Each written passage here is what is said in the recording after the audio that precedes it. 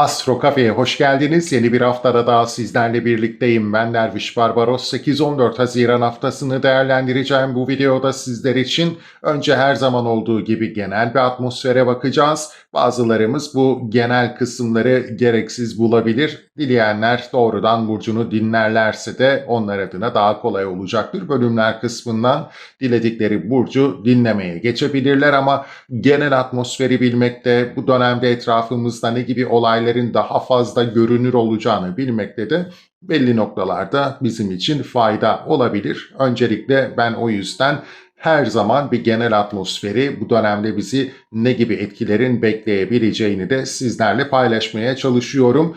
9 Haziran'da çok önemli bir kavuşum gerçekleşiyor. Venüs ve Jüpiter, iki iyicil gezegenin bir arada olması ne gibi olumlu etkiler getirecek hayatımıza, bunları detaylandıracağım.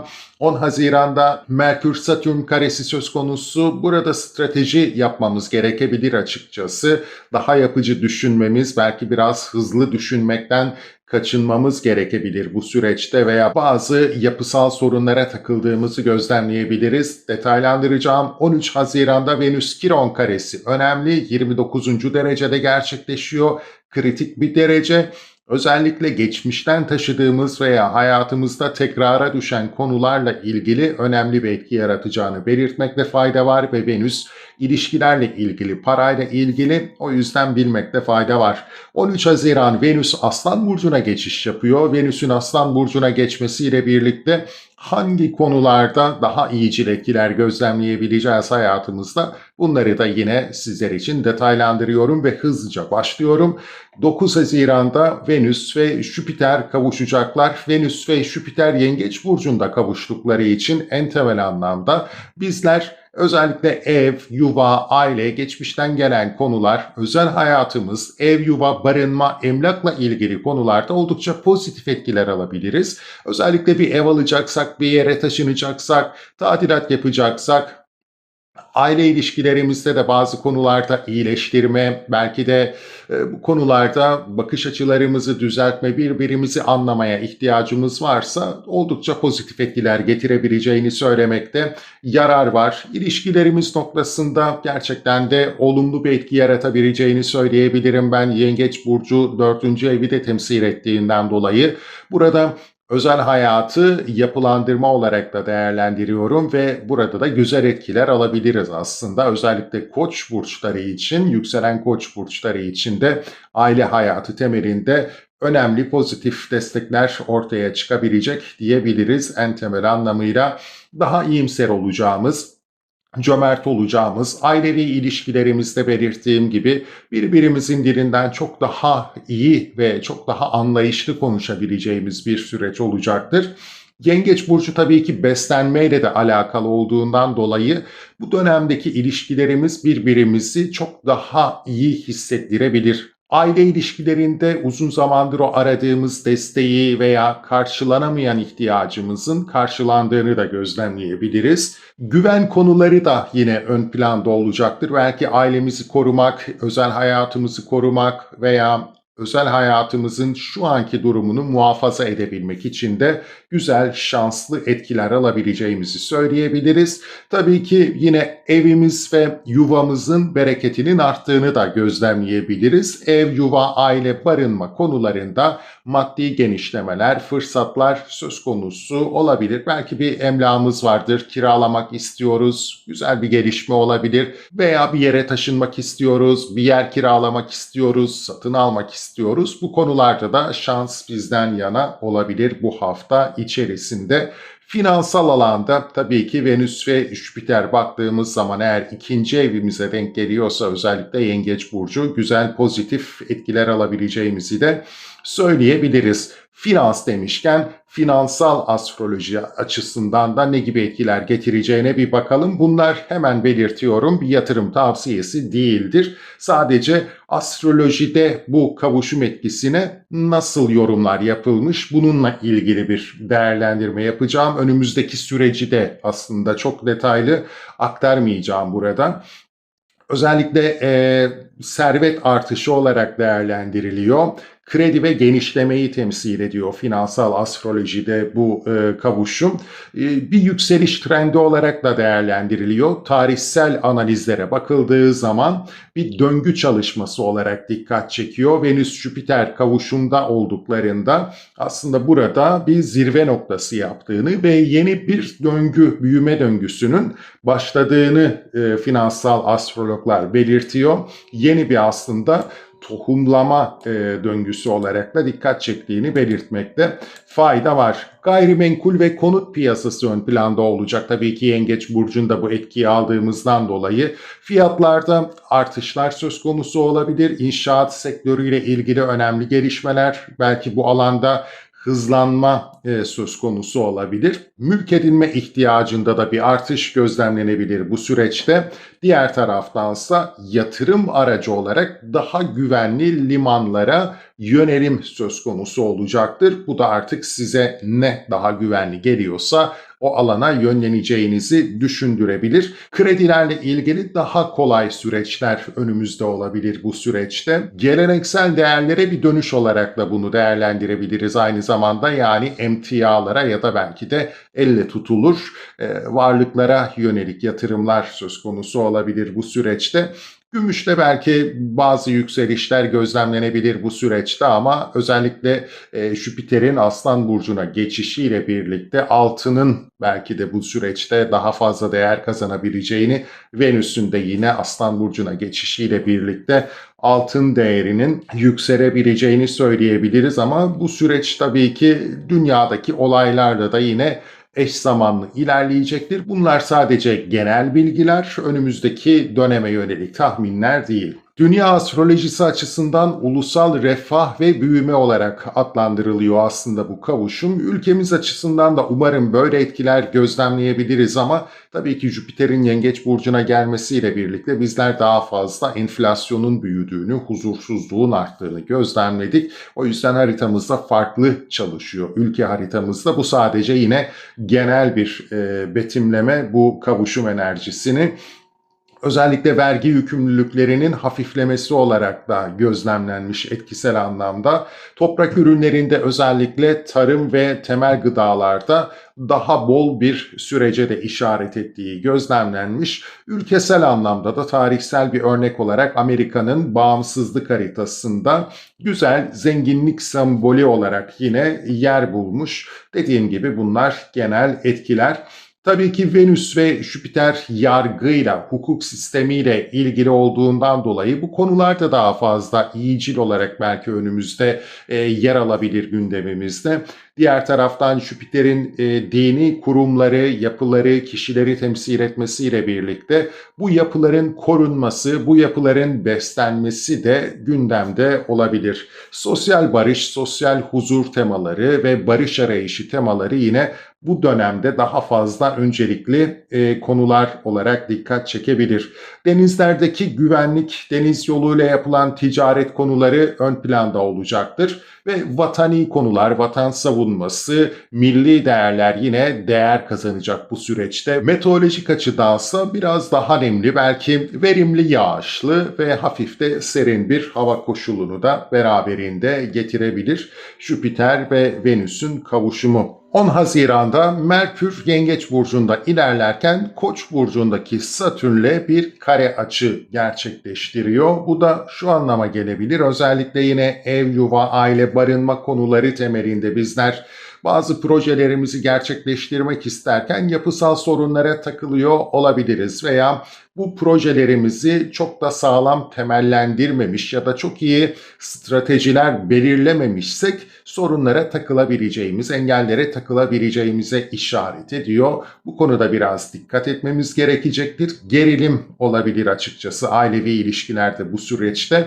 Bu kare açı kişisel anlamda reddedilme ve alay konusu olma endişesini de beraberinde getirebilir. Belki kendimizi ifade etmekte biraz zorlanabiliriz ya da ifade edeceğimiz konuları ağır bir yük olarak üzerimizde görebiliriz ya da ağır anlamlar yükleyebiliriz. Burada kişisel anlamda biraz iletişimde sorunlar da gündeme gelebilir. Geçmişimizle de yüzleşebileceğimiz bir etki yaratabilir açıkçası Merkür-Satürn karesi. Çünkü Yengeç burcu geçmişimizle ilgilidir. Satürn de sorumluluklarla alakalıdır. Yani geçmişimizde attığımız adımların ya da geçmişte yaptığımız bazı hataların belki de hesabını bugün verebileceğimiz gelişmeler de söz konusu olabilir. Yani geçmişte düşünmeden attığımız adımların bugünümüzü zorlayabileceğini çok hesaba katmadan bazı girişimler yapmışsak işte onlarla da yüzleşebileceğimiz bir haftada olabiliriz. Biraz karamsar ve depresif bir ruh halinde olabiliriz ama öte yandan da düşüncelerimizi, fikirlerimizi veya projelerimizi gerçekleştirmek istediğimiz projeleri bir temele dayandırmadan ortaya koymanın sorun yaratabileceği gelişmelerde söz konusu olabilir. Finansal astroloji açısından değerlendirdiğimiz zaman bir kez daha altını çiziyorum. Bu bir yatırım tavsiyesi değildir. Sadece genel göstergelerden bahsediyorum. Bir satış baskısı olarak değerlendiriliyor. Özellikle bu gibi etkileri olduğunda bir düşüş sinyali olarak yine adlandırılmış. Belki de korku ve karamsarlığın piyasalara olumsuz yansımaları gündeme gelebilir. Özellikle haberlerin tetikleyici gücüyle bazı düşüşler yaşanabileceğine de işaret edebilir. Haberlerin tetikleyici olacağı ve piyasaların haberler doğrultusunda yön değiştireceği gündemler söz konusu olabilir. Bunlar daha fazla kısıtlayıcı düzenlemeler ve karamsal ekonomik raporlarla ilgili olabilir. Temel olarak yine emlak, konut ve gıda sektörü hakkındaki haberler piyasaları yönlendirecek gibi düşünebiliriz bu süreçte. Satürn'ün tabii ki Koç'ta olması bir fren etkisi yaratacaktır. Daha sorumlu ve belki de biraz da daha köklü girişimlerde bulunmamız gerekebilecek yatırım açısından bu süreçte. 13 Haziran'a geldiğimiz zaman 13 Haziran'da Venüs'ün Kiron'la 29. yani kritik derecedeki bir kare açısı dikkat çekiyor. Tabii ki yine ev, yuva, aile konuları bu noktada önem arz edecek. Özellikle geçmişten gelen sorunlarımızı belki de artık bir sonlandırma ihtiyacı hissedebiliriz bu süreçte.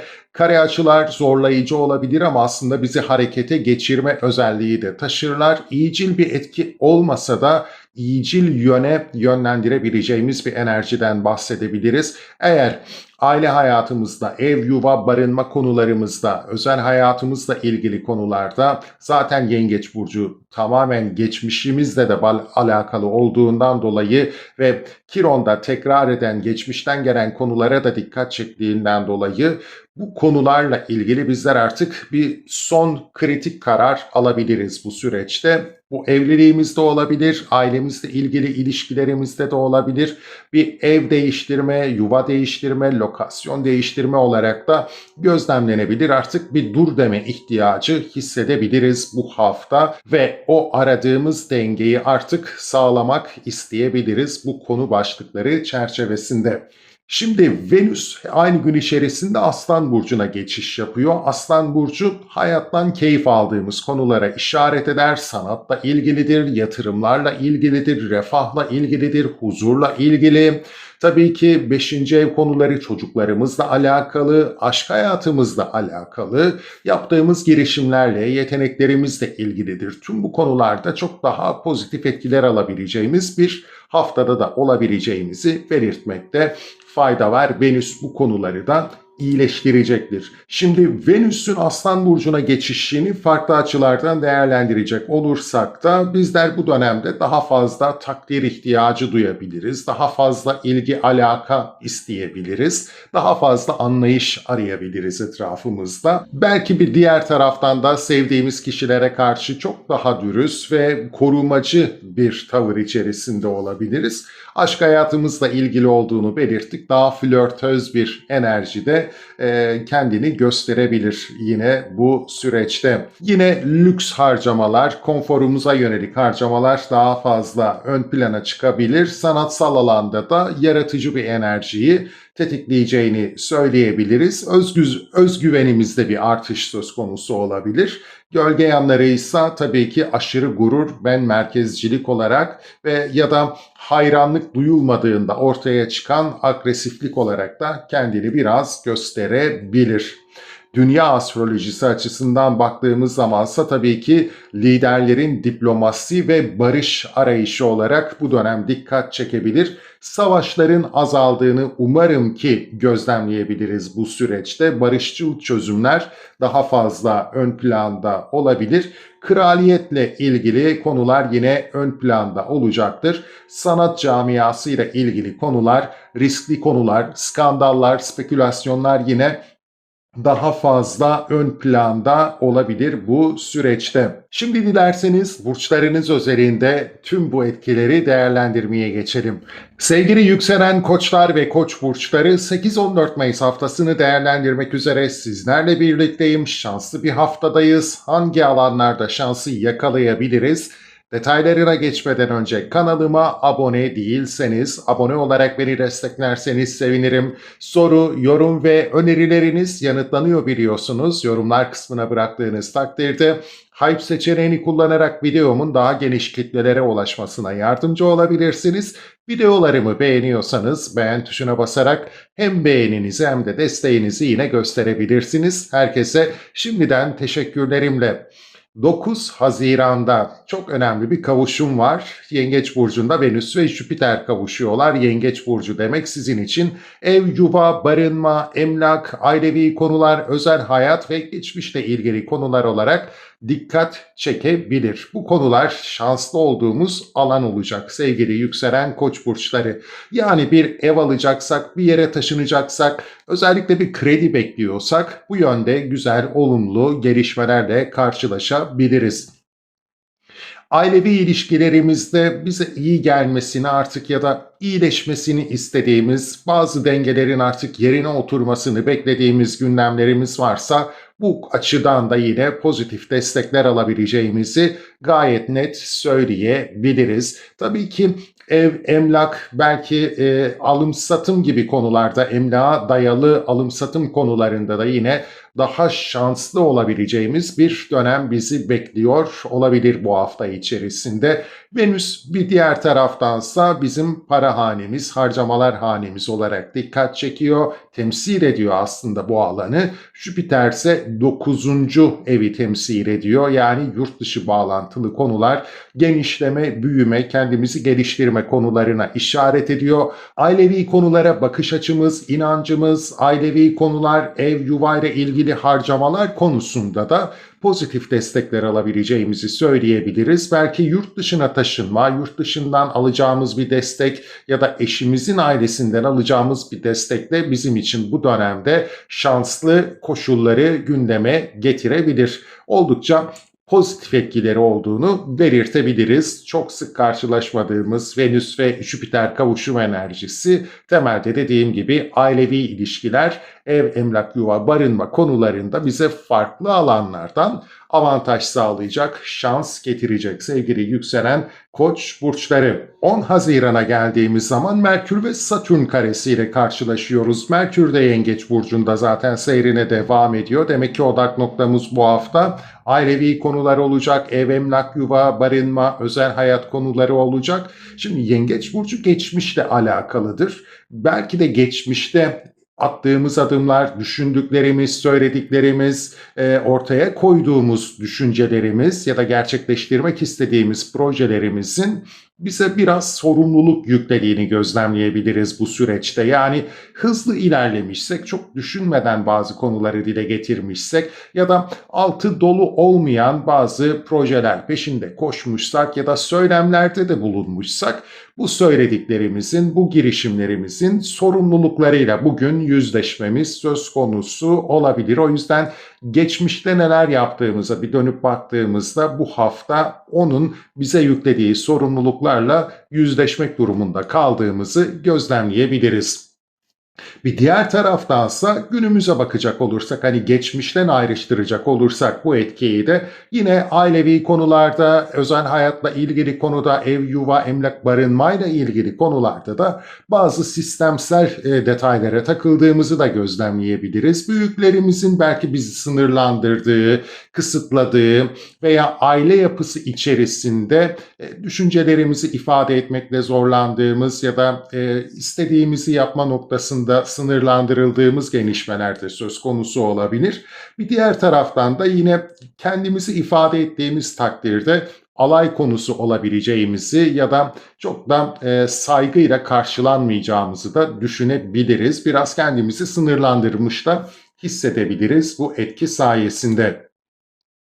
13 Haziran'a geldiğimiz zaman 13 Haziran'da yine kritik bir derecede Venüs ve Kiron'un kare açısını gözlemliyoruz. Venüs de hala Yengeç burcunda bu gün içerisinde. O yüzden işte aile konuları biraz gerçekten vurgu kazanıyor sizin için sevgili yükselen koçlar bu hafta. Ailevi ilişkilerde de tekrar eden bir problemi artık belki de çözmeniz gerekebilir. Bunun en başta o Merkür-Satürn karesi tetiklemiş olabilir hafta içerisinde ve 13 Haziran'da da yine Venüs ve Kiron'un o kare açısı artık size diyecek ki bir çözüm bulun. Yani geçmişten geliyorsa bir konu hala tekrar ısıtılıp gündemimize geliyorsa bu sorunu aşmak için doğru zamandayız. Kritik bir karar verebiliriz. Bu bizi zorlayabilir. Ancak tekrar etmesine yol açmaktansa artık onu aşmak için ilerici bir adım atmakta fayda var. Kaldı ki bu etkiyi de yine öncü burçlarda aldığımız için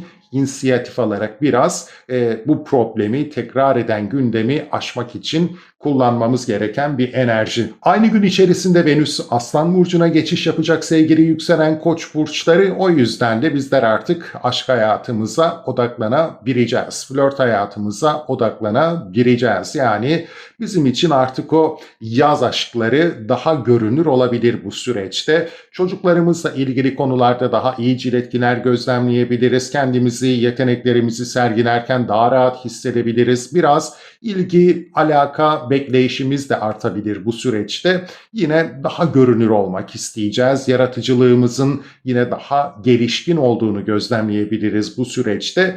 Bazı riskli girişimler yapmak için de kendimizi daha cesur da hissedebiliriz ama en önemlisi sizin için sanırım ki bu noktada aşk olacaktır, ilişkiler olacaktır ama dikkat etmeniz gereken bir noktada lükse, keyfe yaptığınız harcamalar olacaktır ki özellikle Venüs bu süreçte bazı kare açılar yaparsa o beklenmedik harcamalar da sizi biraz yorabilir önümüzdeki süreçte. Buna karşı dikkatli olmakta fayda var. Çok sade ama önemli açılarımız var demiştim geçtiğimiz videoda da. Haziran ayı içerisinde maddi konularda daha yoğun bir gündemimiz söz konusu olabilir. Aileden destek alabileceğimiz bir süreç söz konusu. Plüton ve Neptün'ün destekleyici açısı gitgide birbirine yaklaşıyor. O yüzden de gelecek ideallerimizi de şekillendirmek üzere güzel bir etkiye doğru ilerliyoruz. Aşk hayatımız daha canlı olacak bu süreçte. Venüs ve Jüpiter'in o kavuşum enerjisi bizim evlilikle ilişki alanımıza da oldukça olumlu yansıyabilir. Sevgili yükselen Koç burçları, Merkür Yengeç burcunda ilerlediğinden dolayı da odak noktamız, sorumluluk alanımız daha fazla evimize, yuvamıza odaklanıyor olabilir bu süreçte. Mutlu, huzurlu, sağlıklı bir hafta geçirmeniz dileğiyle. Sevgili yükselen boğalar ve boğa burçları 8-14 Haziran haftasını değerlendirmek üzere sizlerleyim. Yılın, dönemin en şanslı haftasında olabiliriz. Venüs ve Jüpiter kavuşacak. Bu sizin için ne ifade edecek? O detaylara geçmeden önce kanalıma abone değilseniz abone olarak beni desteklerseniz sevinirim. Soru, yorum ve önerilerinizi yanıtlıyorum. Biliyorsunuz yorumlar kısmına bırakabilirsiniz. Hype seçeneğini kullanarak videonun daha geniş kitlelere ulaşmasına yardımcı olabilirsiniz. Videolarımı beğeniyorsanız hem beğeninizi hem de desteğinizi göstermek için beğen tuşuna basmanız yeterli. Şimdiden herkese teşekkürlerimle gelelim bu haftanın az öz ama önemli etkilerine. 9 Haziran'da Venüs ve Jüpiter Yengeç burcunda kavuşuyor sevgili yükselen boğalar. Bu da sizin 3. ev konularınıza işaret ediyor. Venüsyen etkiler ağırlıklı hafta içerisinde ve 4. daha doğrusu 3. evimizde de bir vurgu var. Bu önemli bir alan olacak bizim açımızdan. Yani kardeş, kuzen, yakın akraba ilişkileri, iletişim, ulaşım, ticaret, yine sanatsal yeteneklerimizle ilgili alanlar, belki bağlantılar kurmak için, ticaret yapmak için, alım satım yapmak için de biraz da belki kendi değerlerimizi pazarlayabilmek için güzel bir hafta olacak. Venüs ve Jüpiter bu alanda kavuşacağından dolayı da şanslı etkiler söz konusu olacaktır. Yine kardeş, kuzen, yakın akraba ilişkilerimizde bizi besleyen önemli gelişmeler söz konusu olabilir. Bu kişilerden fayda görebiliriz. Venüs zaten sizin yönetici gezegeniniz olduğundan dolayı sevgili yükselen boğalar bu kavuşum enerjisinden daha fazla faydalanabilecek bir burç olabileceğinizi söyleyebiliriz. Yine dediğim gibi yeteneklerinizle, sanatsal belki de faaliyetlerinizle çok daha fazla ön plana çıkabilirsiniz. Bir diğer taraftan da o sanatsal yeteneklerinizi, yaratıcılığınızı daha iyi pazarlayabileceğiniz, daha geniş kitlelere ulaşabileceğiniz veya o bağlantı ağınızı genişletebileceğiniz güzel gelişmeler söz konusu olabilir. Yani iş anlamında size bağlantı olarak önünüzü açabilecek gelişmeler gündeme gelebilir. Jüpiter baktığımız zaman 8. evimizi temsil ediyor, 11. evimizi temsil ediyor.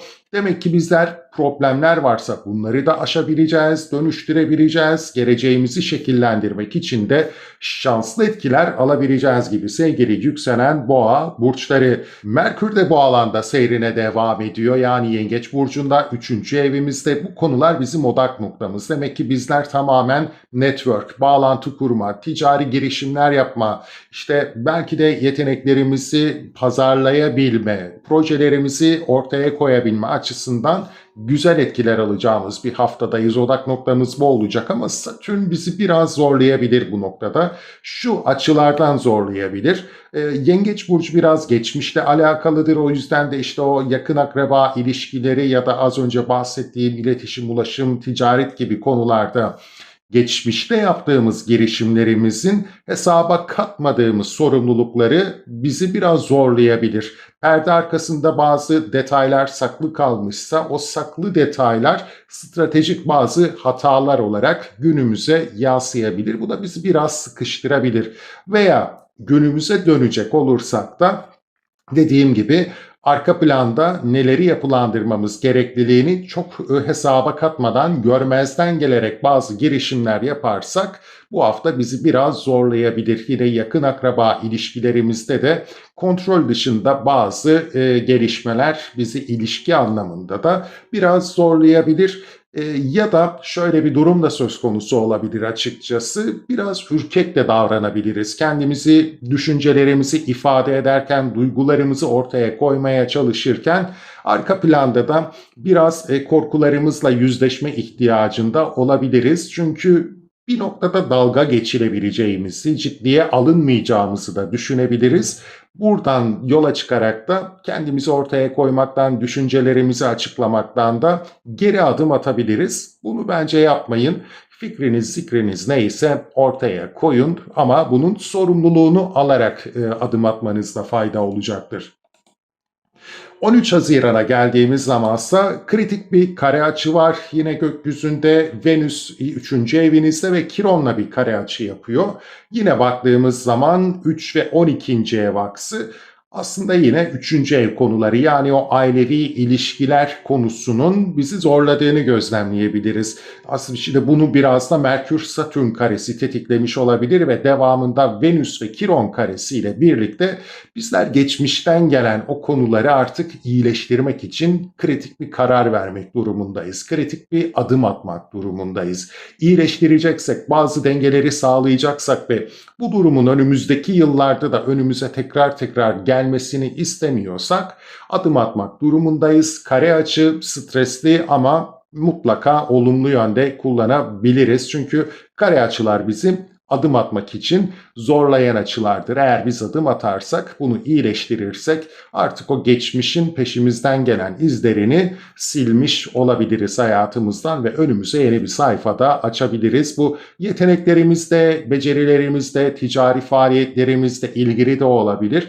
Daha fazla çok hesaba katamadığımız bazı konuların peşimize takıldığı gündemlerimiz varsa artık o gündemleri sonlandırma zamanı gelmiş olabilir sevgili yükselen boğa burçları.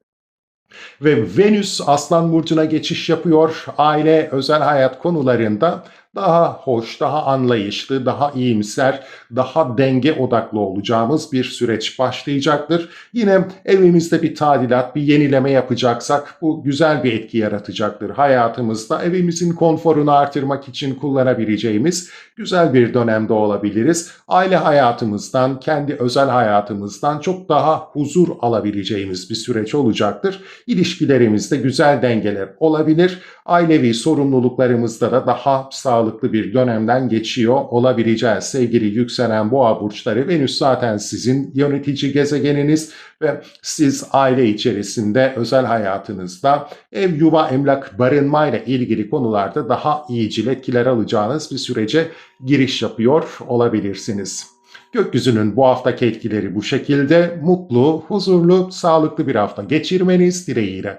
Sevgili yükselen ikizler ve ikizler burçları, 8-14 Haziran haftasını değerlendiriyorum. Bu videoda sizler için şanslı bir haftadayız. Venüs Jüpiter kavuşuyor. Bizim için ne ifade edecek? Detaylarına geçmeden önce kanalıma abone değilseniz abone olarak beni desteklerseniz sevinirim. Soru, yorum ve önerileriniz benim için önemli ve yanıtlıyorum, biliyorsunuz. Yorumlar kısmına bırakabilirsiniz. Hype seçeneğini kullanarak videonun daha geniş kitlelere ulaşmasına yardımcı olabilir ve videoyu beğeniyorsanız da beğen tuşuna basarak hem beğeninizi hem de desteğinizi gösterebilirsiniz. Herkese önceden teşekkürler. Bakalım bu hafta sizin için neler vaat ediyor? Yengeç burcu demek sizin için para hanesi demek. Sevgili yükselen ikizler burçları, bundan dolayı da maddi konularla ilgili, güvencelerle ilgili daha ferah, daha huzurlu hissedeceğiniz önemli bir haftada olacaksınız. Maddi gelirlerinizde bir artış gözlemlenebilir bu hafta içerisinde. Yeni girişimlerinizden özellikle belki de beklenmedik kazançlar elde edebilirsiniz. Ummadığınız yerlerden de yine maddi kazançlarınızı artırabilecek destekler görebileceğinizi belirtmekte fayda var. Venüs ve Jüpiter bu alanda kavuştuğundan dolayı oldukça iyicil etkiler gündemimizde olacaktır. Dediğim gibi kendimizi madden ve manen daha da güvencede hissedebileceğimiz gelişmeler gündemimizde olabilir. Çocuklarımızla ilgili, yaşamsal konforumuzla ilgili de güzel etkiler alabileceğimizi söyleyebiliriz. Yine yeni girişimler, yeteneklerimizle kendimizi ortaya koymaya çalıştığımız alanlarda da pozitif destekler bizi bekliyor olabilir ama temel olarak maddi güvenceler gelişimde olacak diyebiliriz bu hafta içerisinde. Venüsyen etkiler kendini daha görünür kılıyor bu hafta. Venüs'ün açıları ön planda ama bir diğer taraftan da Merkür de bizim para hanemizde. Odak noktamız bu alan. Yani biz maddi gelirlerimizi artırmaya yönelik projeler geliştirmek için de zihnimizi yoruyor olabiliriz. Ve bu alanda da geçmişten gelen bazı gündemler bizi bu hafta biraz yorabilir, strese de koyabilir. Baktığımız zaman Satürn bizim 11. evimizde ve Merkür'le bir kare açısı söz konusu. Geleceğimize yönelik geçmişte yaptığımız girişimlerimizin sorumluluğunu ya da cezasını bu hafta çekme ihtimalimiz söz konusu olabilir. Geçmişte bazı projeler yapmış olabiliriz, bir şeyleri yapılandırmış olabiliriz. Eksik yapılandırmışsak, sorumluluğunu yeteri kadar üstlenmemişsek veya çok da üzerine gerektiği kadar ilgi göstermemişsek bu hafta oradan bazı kayıplarımız olabilir. Bu bizim biraz bütçemize yansıyabilir açıkçası. Merkür 2. evimizde olduğundan dolayı o eksik yapılandırdığımız ya da hatalı yapılandırdığımız alanlarımız, projelerimiz, hedeflerimiz bizi biraz madden yorabilir bu hafta içerisinde. Evet, Venüs ve Jüpiter bu alanda bize destek veriyor ama Merkür ve Satürn de bize diyor ki ya geçmişten ya da bugün atacağınız adımlardan dolayı bir noktada da gelecek hedefleriniz temelinde bazı maddi zorlanmalar ya da güvence noktasında bazı eksikliklerle karşılaşabilirsiniz sevgili yükselen ikizler burçları. Kaldı ki Merkür zaten sizin yönetici gezegeniniz olduğundan dolayı da biraz daha fazla etkisini hissetme ihtimaliniz söz konusu. Demek ki geçmişte yaptığımız konulara biraz odaklanıyoruz. Ne gibi sorumluluklar ve zorunluluklar günümüze hala yansıyabilir, buna bir bakalım. Bununla ilgili belki biraz daha stratejik düşünmemiz bize fayda sağlayacaktır. Aksiyon almaya zorlayacak aslında bizi. Düzeltmek için de kullanabiliriz bu enerjiyi. Devamındaysa 13 Haziran'da Venüs ve Kiron arasında yine bir stresli açı var. Aynı ev konularına dönüş yapıyoruz baktığımızda. Bu da demek olacak ki işte bu konularla ilgili geçmişten gelen bazı problemler varsa, belki sosyal çevre ilişkilerimizde de güven sorunları, birbirimize olan güvenimizle ilgili bazı problemler kendini gösteriyorsa, bunları aşmak için de artık kritik bir karar verebiliriz. Yani sosyal çevre ilişkilerimizde bizler beklediğimizi bulamadığımız bir dönem deneyimlemişsek Boğa burcuna geçmeden önce Kiron, bizler bunu çözme için Venüs ve Kiron karesini de kullanabiliriz. Artık o geçmişin izlerini silip yeni bir sayfa açabiliriz hayatımızda. Sosyal çevre ilişkilerimiz, gelecek hedeflerimizle ilgili hayal kırıklıklarını ya da tekrar eden hataları ortadan kaldırabilmek adına bu kare açıyı kullanmakta fayda var. Evet, bir stresli açı ama olumlu yönde kullanmamız için gökyüzü bize uyarıda bulunuyor. Devamına baktığımız zamansa 13 Haziran'da Venüs Aslan Burcu'na geçiş yapacak. Venüs'ün Aslan Burcu'na geçiş yapması kardeş, kuzen, yakın akraba ilişkilerinizi iyileştirici bir etki ortaya koyacaktır. Yine daha sağlıklı bağlantılar kurabilirsiniz. İletişim ağınızı, belki de kendinizi, yeteneklerinizi, pazarlama ağınızı genişletebilirsiniz. Daha görünür olabilirsiniz. Belki iletişim alanında, iletişim kanalları aracıyla kendinizi, yeteneklerinizi daha da görünür kılabilirsiniz. Bu alanda daha huzurlu olacağınız, daha sağlıklı, dengeli bağlantılar, ilişkiler, ticari bağlantılar oluşturabileceğiniz güzel bir süreç sizi bekliyor olabilir. Venüs Boğa burcunu ve Terazi burcunu da temsil ettiğinden dolayı yeteneklerinizle beklemediğiniz noktalardan da güzel etkiler alabileceğinizi söyleyebiliriz bu süreçte. Sevgili yükselen ikizler burçları, gökyüzü sakin ilerleyecek Haziran ayı içerisinde demiştik zaten. Plüton ve Neptün'ün de destekleyici açısı gitgide yaklaşıyor. Demek ki bizler daha geniş kitlelere ulaşmak, sosyal medya mecraları üzerinde daha görünür olmak, mesleğimizle ilgili uzmanlaşmak ve hedeflerimizi gerçekleştirmek için de güzel bir etkiye doğru ilerliyoruz. Gökyüzü bu hafta zorlayıcı açılarda barındırıyor ama dediğim şekilde kullanmak kaydıyla olumluya da dönüştürebiliriz. Mutlu, huzurlu, sağlıklı bir hafta geçirmeniz dileğiyle. Sevgili yükselen yengeçler ve yengeç burçları, 8-14 Haziran haftası bizim için ne ifade edecek? Şanslı bir kavuşum sizin burcunuzda gerçekleşiyor. Detaylara geçmeden önce kanalıma abone değilseniz abone olarak beni desteklerseniz sevinirim. Soru, yorum ve önerileriniz yanıtlanıyor biliyorsunuz yorumlar kısmına bıraktığınız takdirde. Hype seçeneğini kullanarak videonun daha geniş kitlelere ulaşmasına yardımcı olabilirsiniz. Videolarımı beğeniyorsanız beğen tuşuna basarak hem beğeninizi hem de desteğinizi gösterebilirsiniz. Herkese şimdiden teşekkürlerimle.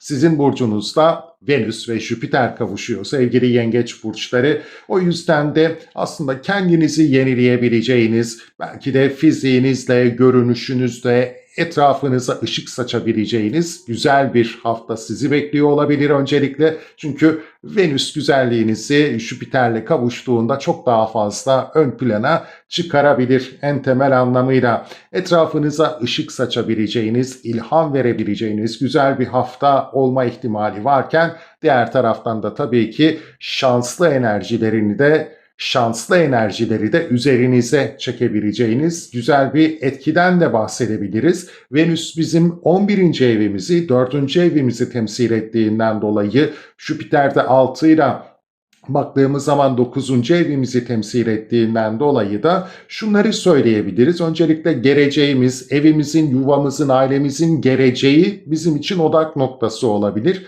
Bu konularda şanslı etkiler alabiliriz. Bir yuva, bir hayat ve o hayatın geleceğini yapılandırmak için çok şanslı fırsatlarla karşılaşabiliriz. Bu ev, yuva, barınma konuları çerçevesinde de aslında kendini gösterebilir ve bu konuların sorumluluklarıyla ilgili de şanslı etkiler gündemimizde olabilir. Birçok noktadan değerlendirilebilir. Ayrıca yurt dışıyla bağlantılı konularda da ve bu konuların geleceğiyle ilgili de şanslı etkiler alabileceğimizi dolaylı yollardan söyleyebiliriz ama oldukça güzel bir fırsatlı haftaya giriş yaptığımızı söyleyebiliriz. 9 Haziran'da gerçekleşecek bu kavuşum etkisiyle genişleme ihtimalimiz söz konusu olacaktır. Belki işimizde uzmanlaşma şansımız söz konusu olabilir. Sorumluluklarımız belki artabilir aslında bu süreçte.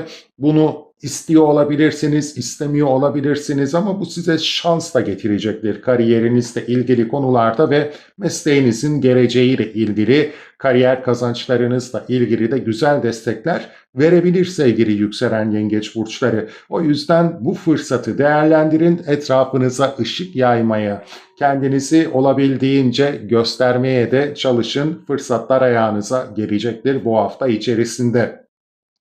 Merkür de sizin burcunuzda seyrine devam ediyor. O yüzden odak noktanızda belirttiğim gibi kendiniz olabilirsiniz. Bir diğer taraftan da çevrenizle nasıl iletişim kuracağınız olabilir. Yeteneklerinizi göstermek olabilir ya da biraz da kendinizle yüzleşmek de olabilir baktığımız zaman ikizleri temsil ettiğinden dolayı Merkür. Ama güzel etkiler söz konusu.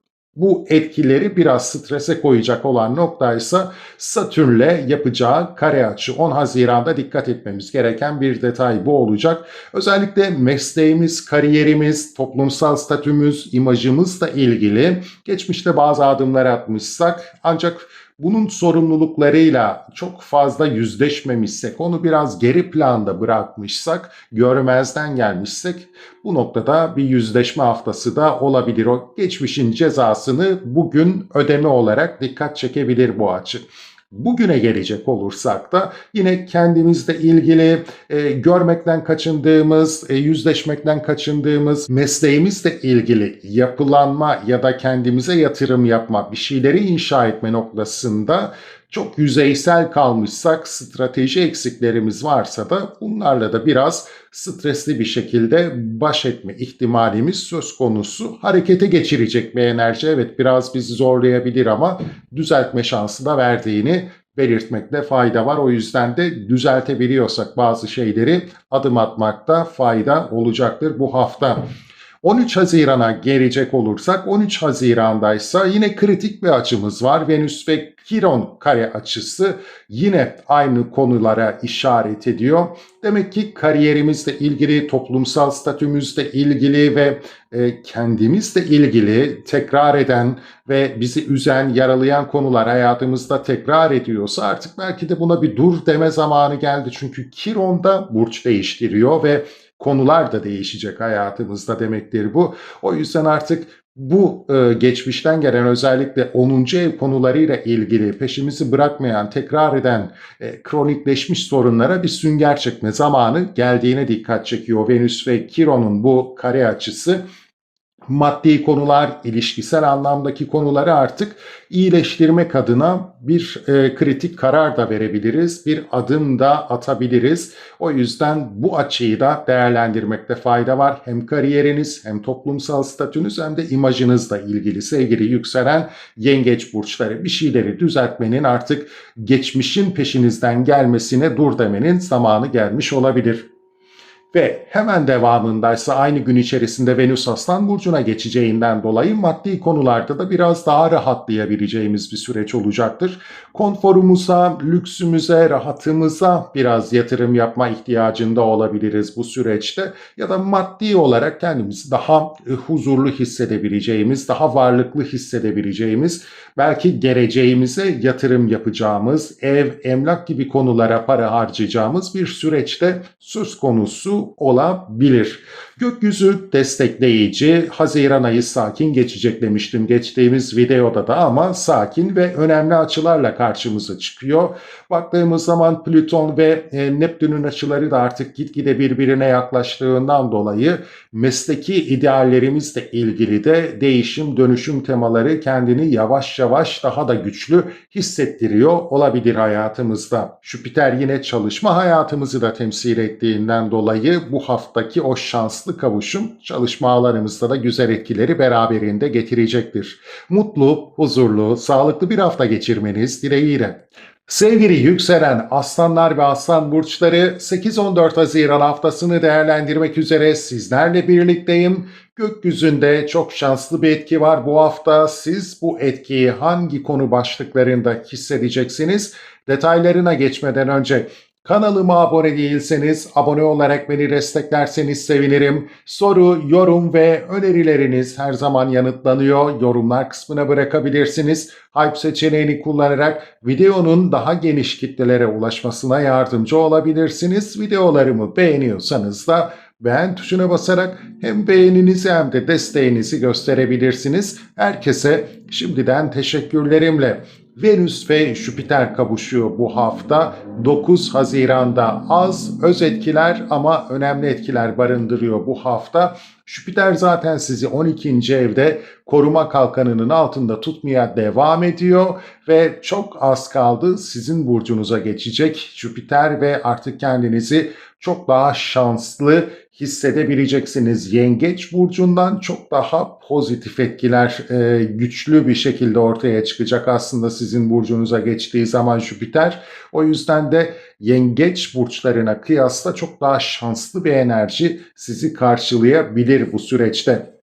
Şimdi Jüpiter ve Venüs 12. evinizde kavuşuyor. O yüzden de aslında biraz geri plana çekildiğiniz zaman, inzivaya çekildiğiniz zaman, kendinizi dinlediğiniz zaman bazı şeyleri geliştirme, iyileştirme şansı olabileceğini gözlemleyebilirsiniz. Korkularınızı aşmanın yolunun nereden geçtiğini gözlemleyebilirsiniz temel olarak. Korkularınızdan arınmak, iç dünyanıza yönelmek, kendinizi iyileştirici bazı pratiklere yönlendirmek açısından da oldukça verimli sonuçlar alabileceğiniz bir haftada olabilirsiniz bu yönde girişimlerde bulunduğunuz zaman. Şimdi gezegenlerin temsiliyetleri açısından değerlendirdiğimizde ise şunu düşünebiliriz. Venüs sizin kariyer evinizi yönetiyor. Jüpiter'e baktığımız zaman 8. eviniz ve 5. evinizi yönetiyor. Demek ki bizler yeni girişimler yaptığımız takdirde kariyerimiz, toplumsal statümüzle ilgili konular temelinde de şanslı etkilerle kendimizi ortaya koyabiliriz, fırsatlar yakalayabiliriz. Belki de ummadığımız yerden ummadığımız fırsatlar veya bir krizin eşiğinden döndüğümüz zaman önümüze çok şanslı kapılar açıldığını da gözlemleyebileceğimiz etkiler de alabiliriz sevgili yükselen aslan burçları. Jüpiter genişletici bir etki, iyileştirici bir etki. Venüs Jüpiter'le kavuştuğu zaman özellikle bu konularda kendimizi çok daha huzurlu, çok daha şanslı ve genişlemeye de müsait bir pozisyonda bulabiliriz. O yüzden de yeni girişimler yapacağımız zaman fırsat kapılarını zorlamakta bu hafta olumlu sonuçlar verebilir. Kariyerimizle ilgili konularda yine etrafımızla bağlantılar kurma noktasında da güzel avantajlar önümüze gelebilir. Belirttiğim gibi şanslı etkiler var 9 Haziran'da ama sonrasına da biraz dikkat etmemiz gerekecek. Çünkü büyük bir şansı yakalarken devamında peki neler gelecek? Bunun da bilincinde olmamız gerekiyor. Merkür de 12. evde seyrine devam ediyor. Merkür'ün 12. evdeki seyri de aslında biraz iç dünyamıza odaklanma ihtiyacımıza işaret ediyor olabilir. Belki de geleceğimizi arka planda düşünüyor olabiliriz. Çok da gündeme yansıtmasak da bu dönemde arka planda bizler geleceğimizi yapılandırmaya odaklanmış olabiliriz. Belki de o gelecek kaygısı, korkusu zihnimizin, bilinçaltımızın çalışan noktası olabilir arka planda. Ve bu konularla ilgili Satürn'le yapacağı kare biraz da zorlayıcı, belki de stresli bir etkiyi gündeme getirebilir. 10 Haziran'da gerçekleşiyor bu kare açı. Özellikle kendinizi geliştirmek adına bazı adımlar atmışsanız bu geçmişle de bağlantılı olabilir. Çünkü Yengeç burcu biraz da geçmişimizle alakalıdır.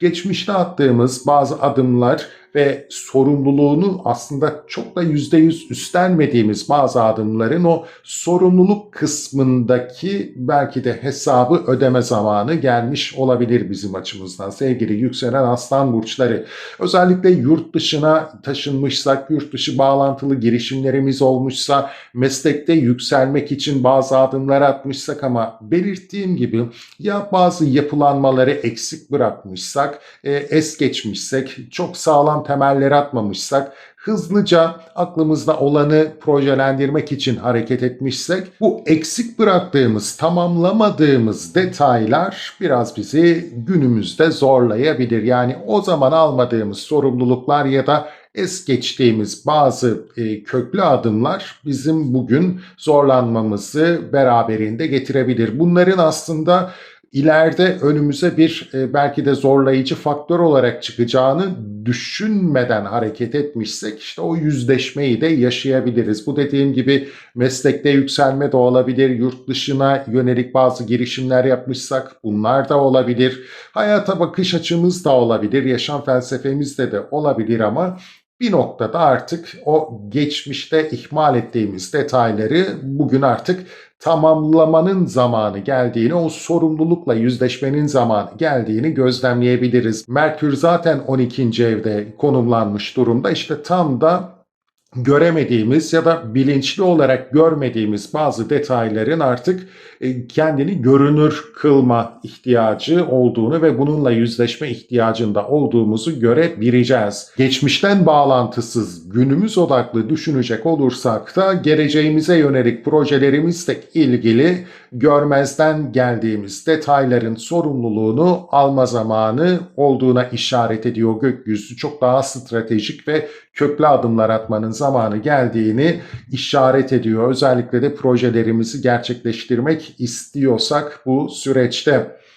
Ve devamında 13 Haziran'da Venüs ve Kiron'un yine bir kare açısı söz konusu. Sizin için aslında bu hafta 12 ve 9 ev aksı çalışıyor. Çünkü Venüs ve Kiron'un o kare açısı da bu alana işaret ediyor. 29. derecedeler ve 29 derece biliyorsunuz kritik bir derecedir. Artık son noktada önemli bir karar vermemiz gerekiyor demektir. Kiron kronikleşmiş sorunlarımıza işaret eder. Hayatımızda geçmişten gelen ve sürekli tekrar eden problemlere işaret edebilir. Özellikle sevgili yükselen aslan burçları, sizler mesleğinizde yükselemiyorsanız, istediğiniz o gelişmeyi gösteremiyorsanız, sürekli önünüze bir şeyler engel olarak geliyorsa ve bunları aşamıyorsanız, değerinizin anlaşılmadığını ya da hakkınızın yendiğini düşünüyorsanız işte buna artık dur deme zamanı geldiğini kavrayabilirsiniz bu hafta ve bu 29. derecedeki kare açı sizi harekete de geçirebilir. Son bir karar, son bir adım atabilirsiniz ve bu tekrar eden döngüye bir son nokta koyabilirsiniz açıkçası. Oldukça önemli, değerlendirmekte fayda var. Evet, bir kare açı, önünüze yeniden bir sorun gelebilir ama artık bu soruna dediğim gibi bir çözüm üretmek ve sonlandırmak, bu tekrar eden döngüyü sonlandırmak sizin elinizde de olabilir. Aynı gün içerisinde 13 Haziran'da Venüs sizin burcunuza geçiş yapıyor. Venüs'ün sizin burcunuza geçiş yapmasıyla birlikte de kariyer konuları gündeminizde daha büyük bir yer edinebilir. Bu konularda belki kendiniz biraz daha şanslı da hissedebilirsiniz. Güzelliğiniz, çekiciliğiniz belki bu dönemde daha fazla ön planda olabilir.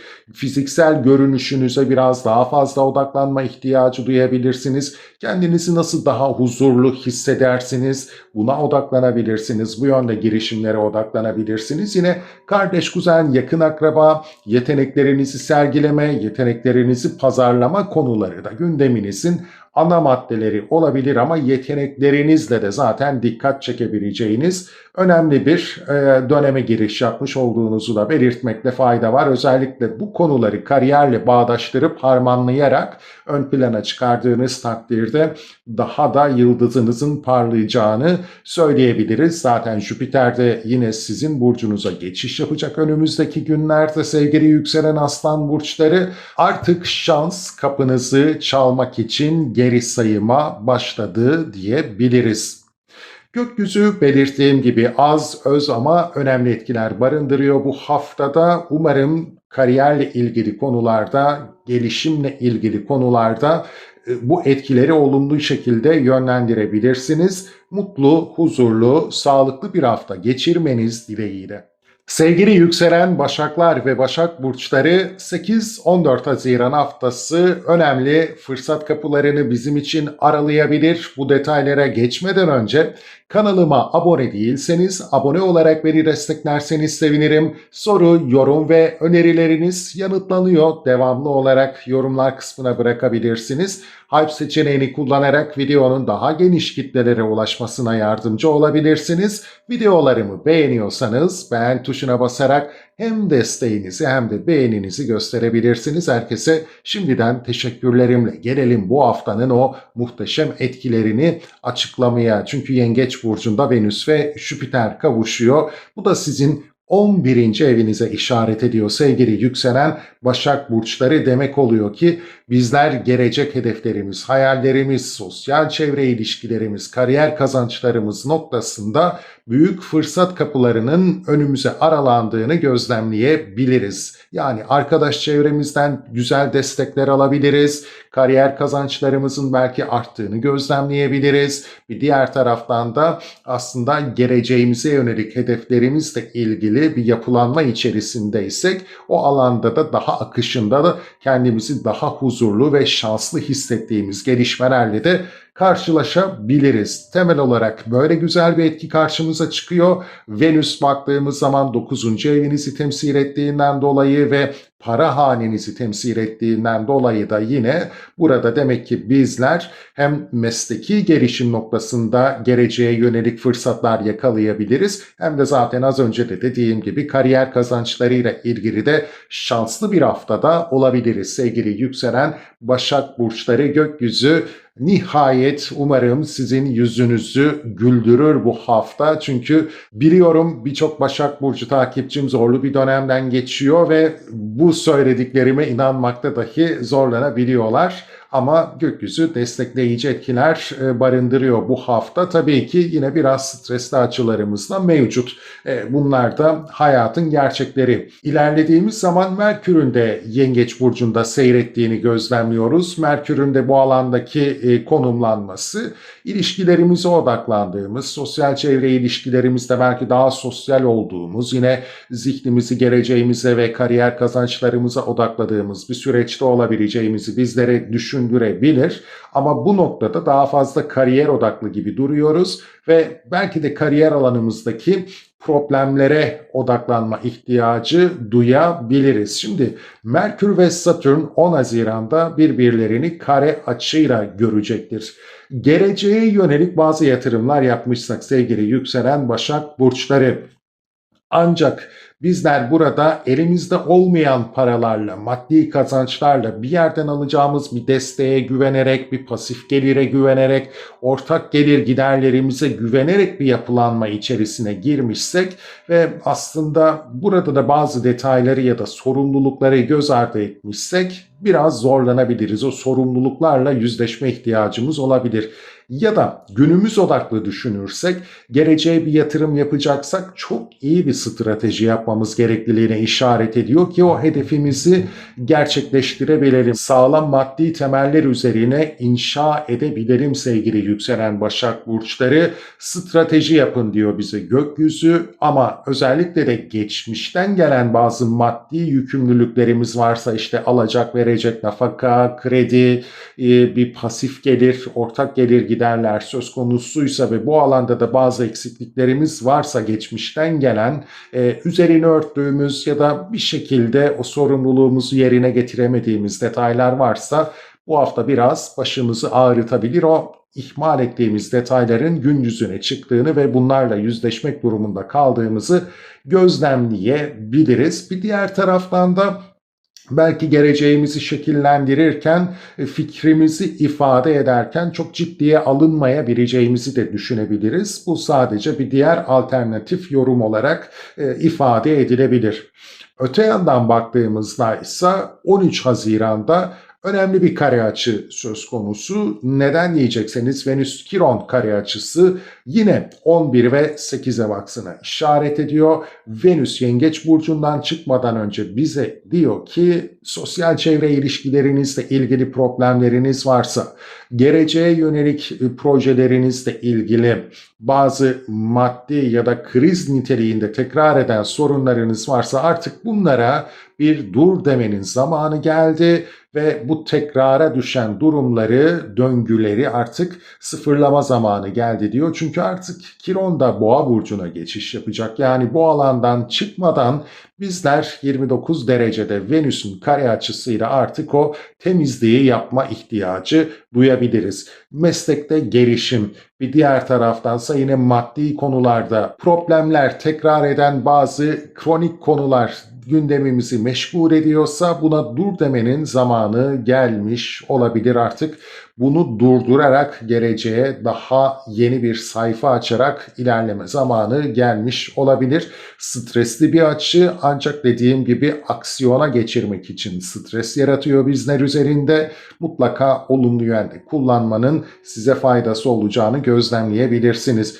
Ve 13 Haziran'da Venüs artık Yengeç burcundan çıkıp Aslan burcuna geçiş yapacağından dolayı iç dünyanızda kendinizi biraz daha rahat, biraz daha huzurlu, konforlu hissedebileceksiniz. Ve aynı gün içerisinde Venüs Aslan burcuna geçiş yapıyor 13 Haziran'da. Bu da sizi biraz rahatlatacak, iç dünyanızda bir huzur yaratabilecek diyebiliriz. Yani mesleki gelişim, yurt dışı bağlantılı konular, kariyerde yükselme, maddi konularda biraz daha geri plana çekilmenin, çok da bazı şeyleri itelemenin size fayda sağlamayacağını anlayabilirsiniz bu süreçte. Biraz olayları akışına bırakma ihtiyacı duyabilirsiniz ya da biraz geri plana çekip olayları, durumları gözlemleyip burada daha sağlam adımlar da atabileceğiniz bir süreçte söz konusu olabilir ama kendinizi iç dünyanızda daha rahat, daha huzurlu hissetmenin zamanı geldiğine işaret ediyor Venüs'ün Aslan burcuna geçişi ve iç dünyanızı iyileştirmenin diğer alanlara da pozitif yansımaları olabileceğini söyleyebiliriz. İnançlarınız, hayata bakış açınızı belki de biraz ele alma zamanı da gelmiş olabilir. Bunun da yine dediğim gibi olumlu yansımaları olacaktır sizlere. Gökyüzü bize bu mesajları veriyor bu hafta içerisinde. Demek ki sosyal çevre alanımızdan güzel destekler alabiliriz. Hedeflerimiz odaklı yine çok olumlu gelişmelerle karşılaşabiliriz. Belirttiğim tabii ki o kare açılara da biraz dikkat etmekte fayda var. Strateji, sorumluluk bilinciyle hareket ettiğimiz takdirde sorunları aşabileceğimizi bilmekte fayda var. Mutlu, huzurlu, sağlıklı bir hafta geçirmeniz dileğiyle.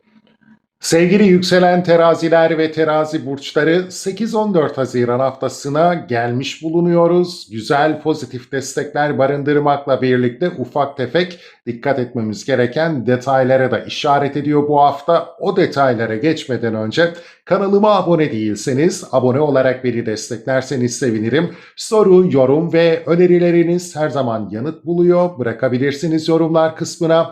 Hype seçeneğini kullanabiliyorsanız kullanarak videonun daha geniş kitlelere ulaşmasına yardımcı olabilirsiniz. Videolarımı beğeniyorsanız beğen tuşuna basarak hem desteğinizi hem de beğeninizi gösterebilirsiniz. Herkese şimdiden teşekkürler. Venüs ve Jüpiter kavuşuyor sevgili yükselen terazi burçları bu hafta ve sizler kariyer alanınızla ilgili oldukça güzel bir enerjiye kapılabilirsiniz. Şans sizden yana olabilir. Mesleki konularda, statünüzle ilgili konularda güzel fırsatlar yakalayabilirsiniz. Jüpiter zaten sizin 10. evinizde ve 6. evinizi de temsil ettiğinden dolayı şans çalışma hayatınızla ilgili sizden yana olacaktır. Bu hafta güzel bir genişleme fırsatı, bir büyüme fırsatı önünüze gelebilir. Çalışma hayatınızla ilgili eğer işsizseniz de mutlaka şans kapınızı da çalabilir bu hafta içerisinde. Venüs baktığımız zaman 8. evi de ve sizin yönetici gezegeniniz olduğundan dolayı da sizin alanınızı da yönettiğinden dolayı şans doğrudan size odaklanabilir. Bir krizi, bir problemi işle ilgili aşmak için de güzel etkiler yaratabilir. Mutlaka etkisini göreceğinizi ümit ediyorum. Şans mutlaka kapınızı güçlü bir şekilde çalacaktır bu hafta. Sevgili yükselen terazi burçları. Merkür'de baktığımız zaman sizin 10. evinizde ilerlemeye devam ediyor. Demek ki bizim odak noktamız zaten kariyer. Belki ilişki de olabilir diyeceğim ama kariyerde yükselme, mesleki konular, bir diğer taraftan da belki işte o mesleki konularda arka planda göremediğimiz detaylar, kontrolümüz dışında olan gelişmeler ama bu konularda da biraz belki dikkat etmemiz bizim için faydalı olacaktır. Çünkü Merkür 10 Haziran'da Satürn'le bir kare açı yapıyor.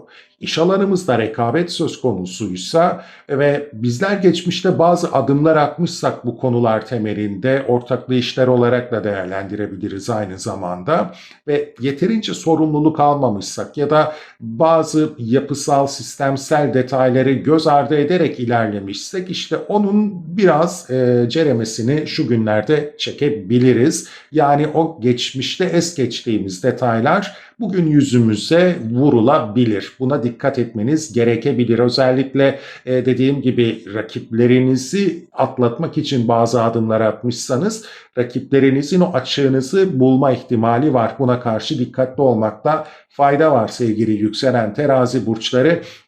Tabii ki 7-10 ev aksında da bir etkiden bahsettiğimizden dolayı burada evlilik ve ilişki konularımız da yine gündemde olabilir. Yine aynı şekilde evliliğimizde, ilişkimizle ilgili konularda da geçmişte böyle çok üzerinde durmadığımız bazı detayların bugünlerde gündemimize geldiğini ve onlarla yüzleşme ihtiyacında olduğumuzu da gözlemleyebiliriz. Bu daha fazla verdiğiniz kararlarla ilgili olacaktır ya da gerçekleştirmek istediğiniz bazı detaylarla ilgili olacaktır. İlişki ve evlilik temelinde günümüz odaklı düşünecek olursak da ilişki ve evliliğinizin geleceğini belki de planlamak, daha iyi bir strateji yapmak açısından neler yapabilirsiniz? Bunun sizi zorladığını gözlemleyebilirsiniz ya da ilişkinizle ilgili sizi sınırlandıran, kısıtlayan bazı detayları dile getirmek istiyor olabilirsiniz ama çok da anlaşılmayacağınızı, hatta belki de komik bulunabileceğinizi düşünerekten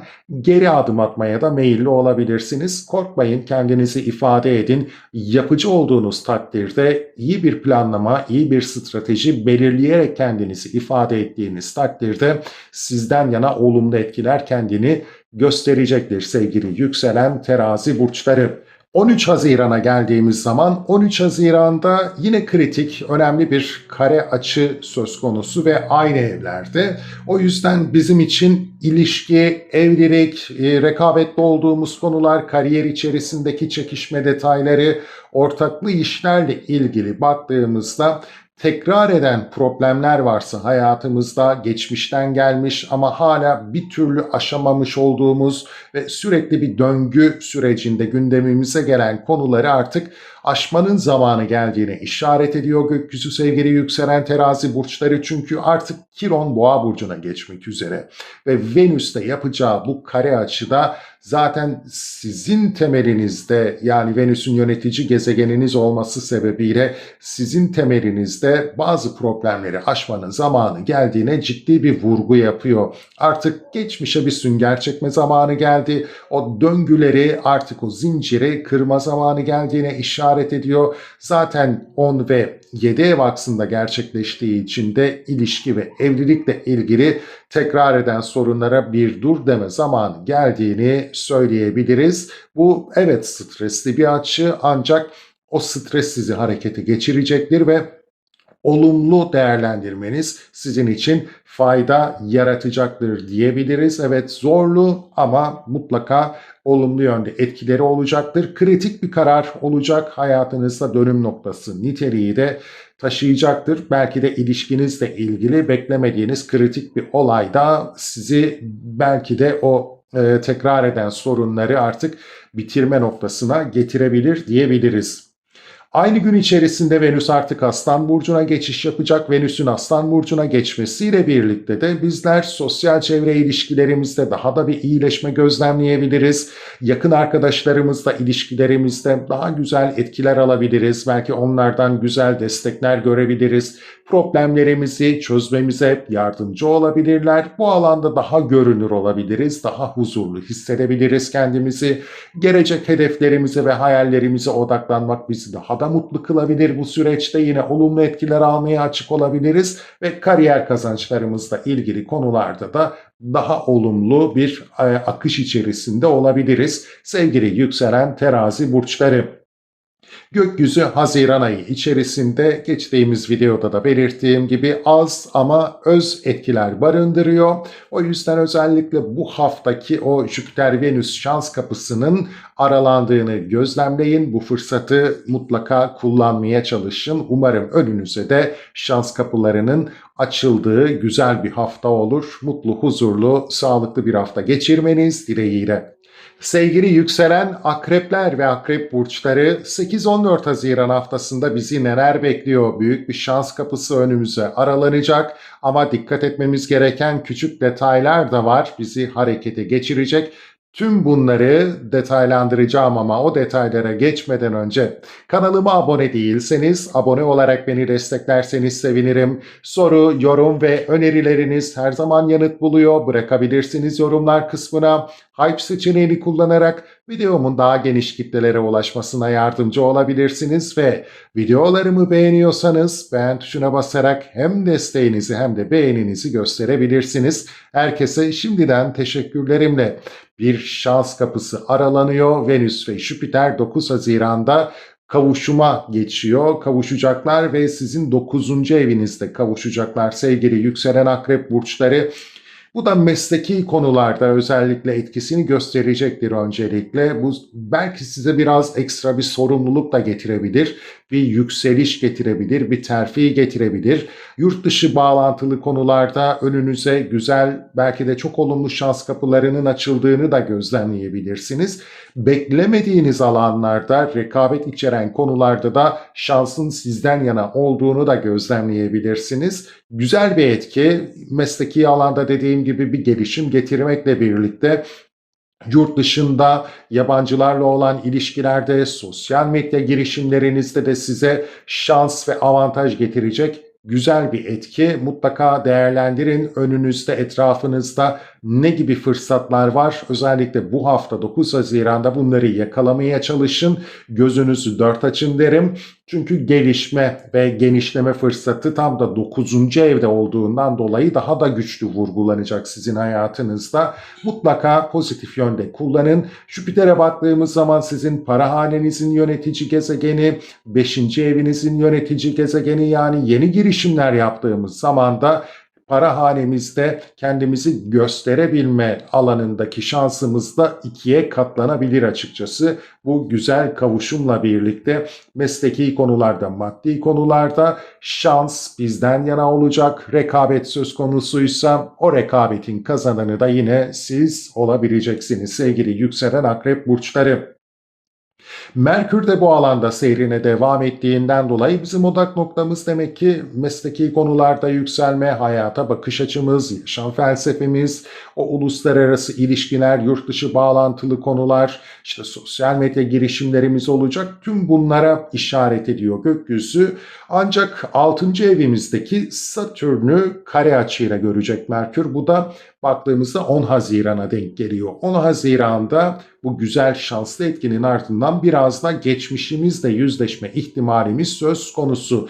Kariyer hayatımızla ilgili geçmişimizde es geçtiğimiz bazı yapısal konular, belki bürokratik işlemler ya da sorumluluğunu almadığımız detaylar bugün yüzümüze çarpılabilir. Özellikle çalışma arkadaşlarımız, o dönemki belki de çalışma arkadaşlarımızın bizi bununla yüzleştirdiğini de gözlemleyebiliriz. Ya da sorumluluk temelinde Ben o dönem şu sorumluluğumla yüzleşmekten kaçınmıştım ama bugün önüme bir engel olarak çıkıyor gibi bir gündem de söz konusu olabilir. Tabii bunu aşmanız için zaten gökyüzü size uyarıda bulunuyor.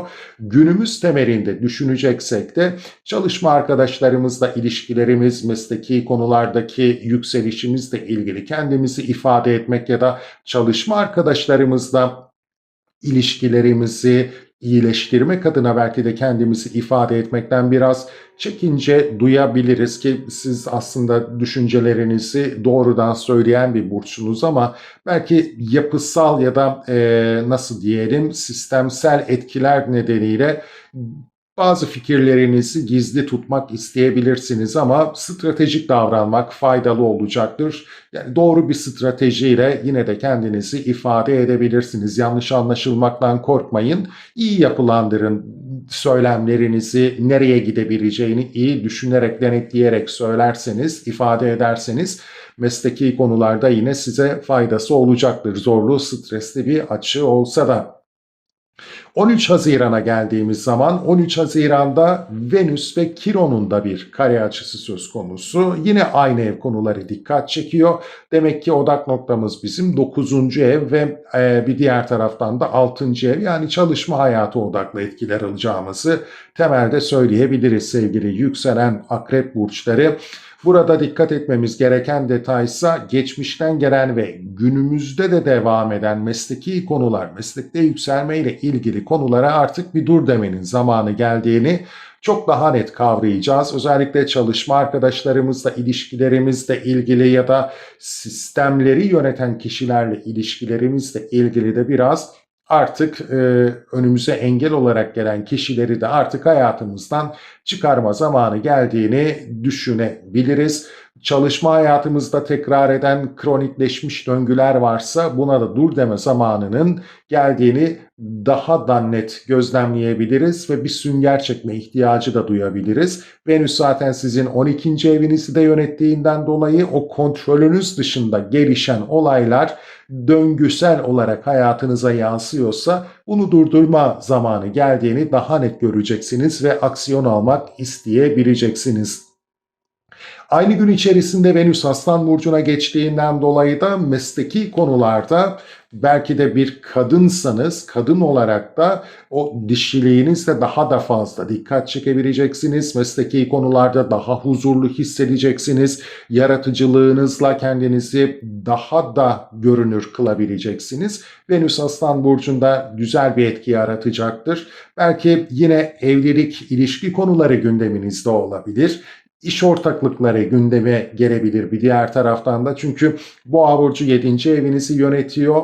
Beklemediğiniz noktalarda iş ortaklıkları, destekler de hala gündeminizde olabilir sevgili yükselen akrep burçları. Güzel etkiler var. Mutlaka değerlendirin. Zaten Jüpiter ve Venüs size güzel fırsat kapılarını, genişleme kapılarını aralayacaktır. Değerlendirmekte fayda var. Güzel etkiler bizi bekliyor bu hafta. Mutlu, huzurlu, sağlıklı bir hafta geçirmeniz dileğiyle. Sevgili yükselen yaylar ve yay burçları, 8-14 Haziran haftasını değerlendirmek üzere sizlerle birlikteyim. Yönetici gezegeniniz Jüpiter Venüs'te kavuşuyor. Bu hafta içerisinde fırsat kapıları önümüze aralanabilir. Peki hangi alanda bu etkiyi hissedeceksiniz? O detaylara geçmeden önce kanalıma abone değilseniz abone olarak beni desteklerseniz sevinirim. Soru, yorum ve önerileriniz her zaman yanıt buluyor. Bırakabilirsiniz yorumlar kısmına. Hype seçeneğini kullanarak videonun daha geniş kitlelere ulaşmasına yardımcı olabilirsiniz. Videolarımı beğeniyorsanız beğen tuşuna basarak hem desteğinizi hem de beğeninizi yine gösterebilirsiniz. Herkese şimdiden teşekkürler. Sevgili yaylar, sizin Yengeç burcu dediğimiz zaman odaklanacağınız nokta 8. eviniz. Yani krizler, kayıplar, alacak, verecek, nafaka, kredi gibi konular ve pasif gelirler, ortak gelir giderler, yine ortak değerler konuları olacaktır. Bu konu başlıkları ile ilgili şanslı bir etki alacağınızı söyleyebiliriz. Tabii ki değişim, dönüşüm, arınma, hayata yeniden başlama teması da 8. evin konu başlıkları arasında bu konular etrafında da yine şansın yüzümüze güleceği bir etki alabiliriz bu hafta içerisinde. Jüpiter sizin yönetici gezegeniniz olduğundan dolayı doğrudan etki alacaksınız. Venüs'e baktığımız zaman 6. eviniz, yani gündelik hayatınız, çalışma hayatınız, sorumluluklarınıza işaret ederken bir diğer taraftan da 11. ev konuları, yani geleceğinize yönelik de güzel etkiler, özellikle bu konu başlıklarıyla ilgili sorunlar varsa çözüm fırsatı yakalayacağınız gelişmelerin gündeminizde olacağını söyleyebiliriz. Olumlu bir şekilde fırsat kapılarını önünüze aralayan bir şekilde bu etkileri hissedebilirsiniz sevgili yükselen yay burçları. Demek ki bizler sorunlara çözüm üretebiliriz bu hafta. Maddi konularda işte alacak verecek, nafaka gibi gündemlerimiz varsa daha iyileştirici etkiler alabiliriz. O sorunları da aşabiliriz ve hayatımızda değişmesi, dönüşmesi gereken konular varsa yine o değişim, dönüşüm enerjisini de şanslı bir şekilde hayatımızda hissedebiliriz ki Jüpiter yine sizin özel hayatınızı, aile hayatınızı, emlak, barınma, yuva, bu gibi konuları da temsil ettiğinden dolayı dolaylı olarak bu konularda da şanslı etkiler alabileceğinizi net bir şekilde söyleyebiliriz. Umarım dilediğimiz gibi, beklediğimiz gibi fırsat kapılarının önümüze aralandığı bir hafta olur. Zira devamında biraz stresler de alabileceğimizi belirtmekte fayda var. Merkür de Yengeç burcundaki seyrine devam ediyor ve zihnimizin aslında tam da bu konulara odaklı olduğuna işaret ediyor, vurgu yapıyor ve bu vurgu biraz bizi zorlayacak aslında 10 Haziran'a geldiğimizde, çünkü Merkür Satürn'le bir kare açı yapacak. Satürn ve Neptün sizin 5. evinize geçmiş durumdalar. Yeni girişimler, hayatınızda yeni başlangıçlar yapmak için, aslında sağlam adımlar atmak için size biraz güç verdiler, ilham verdiler ama bu atılımları yaparken de özellikle Yengeç burcu geçmişi de temsil ettiğinden dolayı geçmişte yüzleşmekten kaçındığımız bazı sorumluluklarımız olmuşsa, bu yeni girişimleri yapılandırırken bazı sistemsel detayları es geçmişsek bizi zorlayabilir bu hafta. Özellikle maddi konularda zorlanmalarla karşılaşma ihtimalimiz söz konusu olabilir. Dikkat etmekte fayda var. Ya da o yeni girişimleri çok da sağlam temellere inşa etmemişsek bu hafta biraz bununla yüzleşme ihtiyacı da hissedebiliriz ya da şartlar bizi buna zorlayabilir. Tabii ki bu bir uyarı, o yüzden bu uyarıyı dikkate alıp o eksiklikleri gidermek için de kullanabiliriz bu enerjiyi. Stratejik davranmamız gerekecek. Günümüz koşullarında değerlendirecek olursak da belki de işte o problemi aşmak için duygularımızı, düşüncelerimizi ifade etmekte zorlanabiliriz. Önümüze bazı engeller çıkabilir ama kendinizi buna odaklayın, daha yapıcı düşünün, stratejik düşünün ve kendinizi ifade edin açıkçası. Projeleriniz, hedefleriniz varsa, komik de olsa başkalarına belki de gerçek dışı gelse de bunları ifade etmekte fayda var. Önünüzü açacaktır sevgili yükselen yay burçları.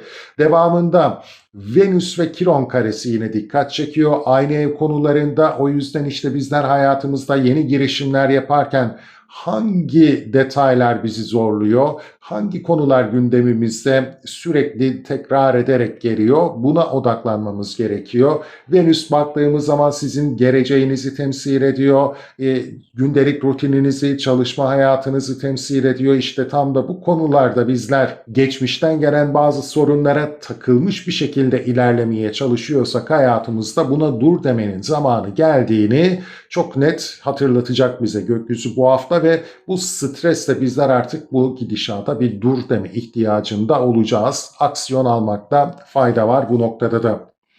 Venüs sonrasında Aslan burcuna geçiş yapıyor sevgili yükselen yay burçları. Yani yurt dışıyla bağlantılı konular, yabancılarla ilişkiler, sosyal medya girişimleri, meslekte yükselme konularında daha pozitif etkiler alacağımız bir döneme giriş yapıyoruz. Bu alanda kendimizi daha huzurlu hissedeceğiz.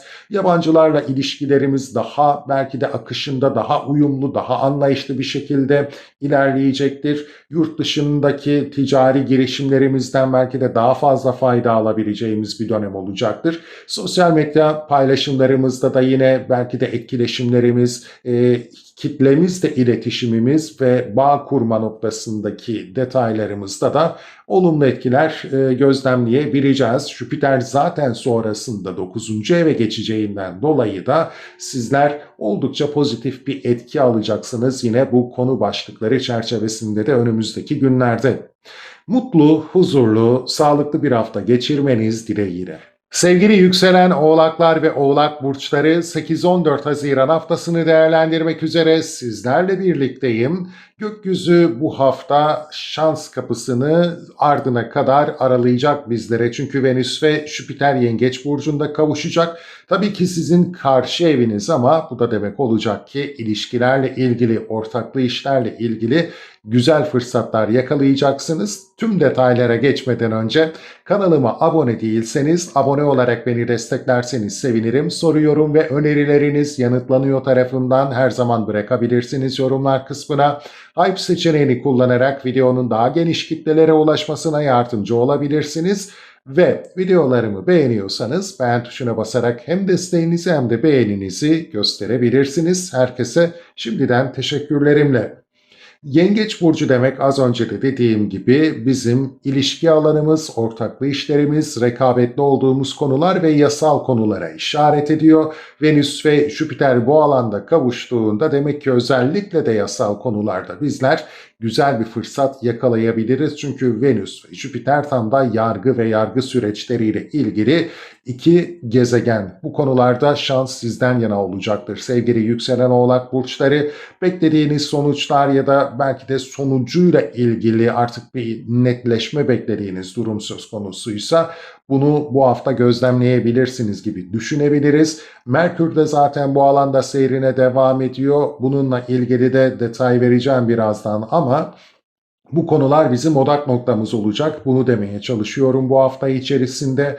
Özellikle bürokratik işlemler varsa yasal konularla bağlantılı bu konular gündemimizde olacak. Jüpiter'e baktığımız zaman bizim 12. evimizi ve 3. evimizi temsil ettiğinden dolayı ailevi ilişkilerle ilgili sorunlar varsa, kontrol dışındaki gelişmeler varsa bunları da düzenleme şansına sahip olacağız gibi duruyor.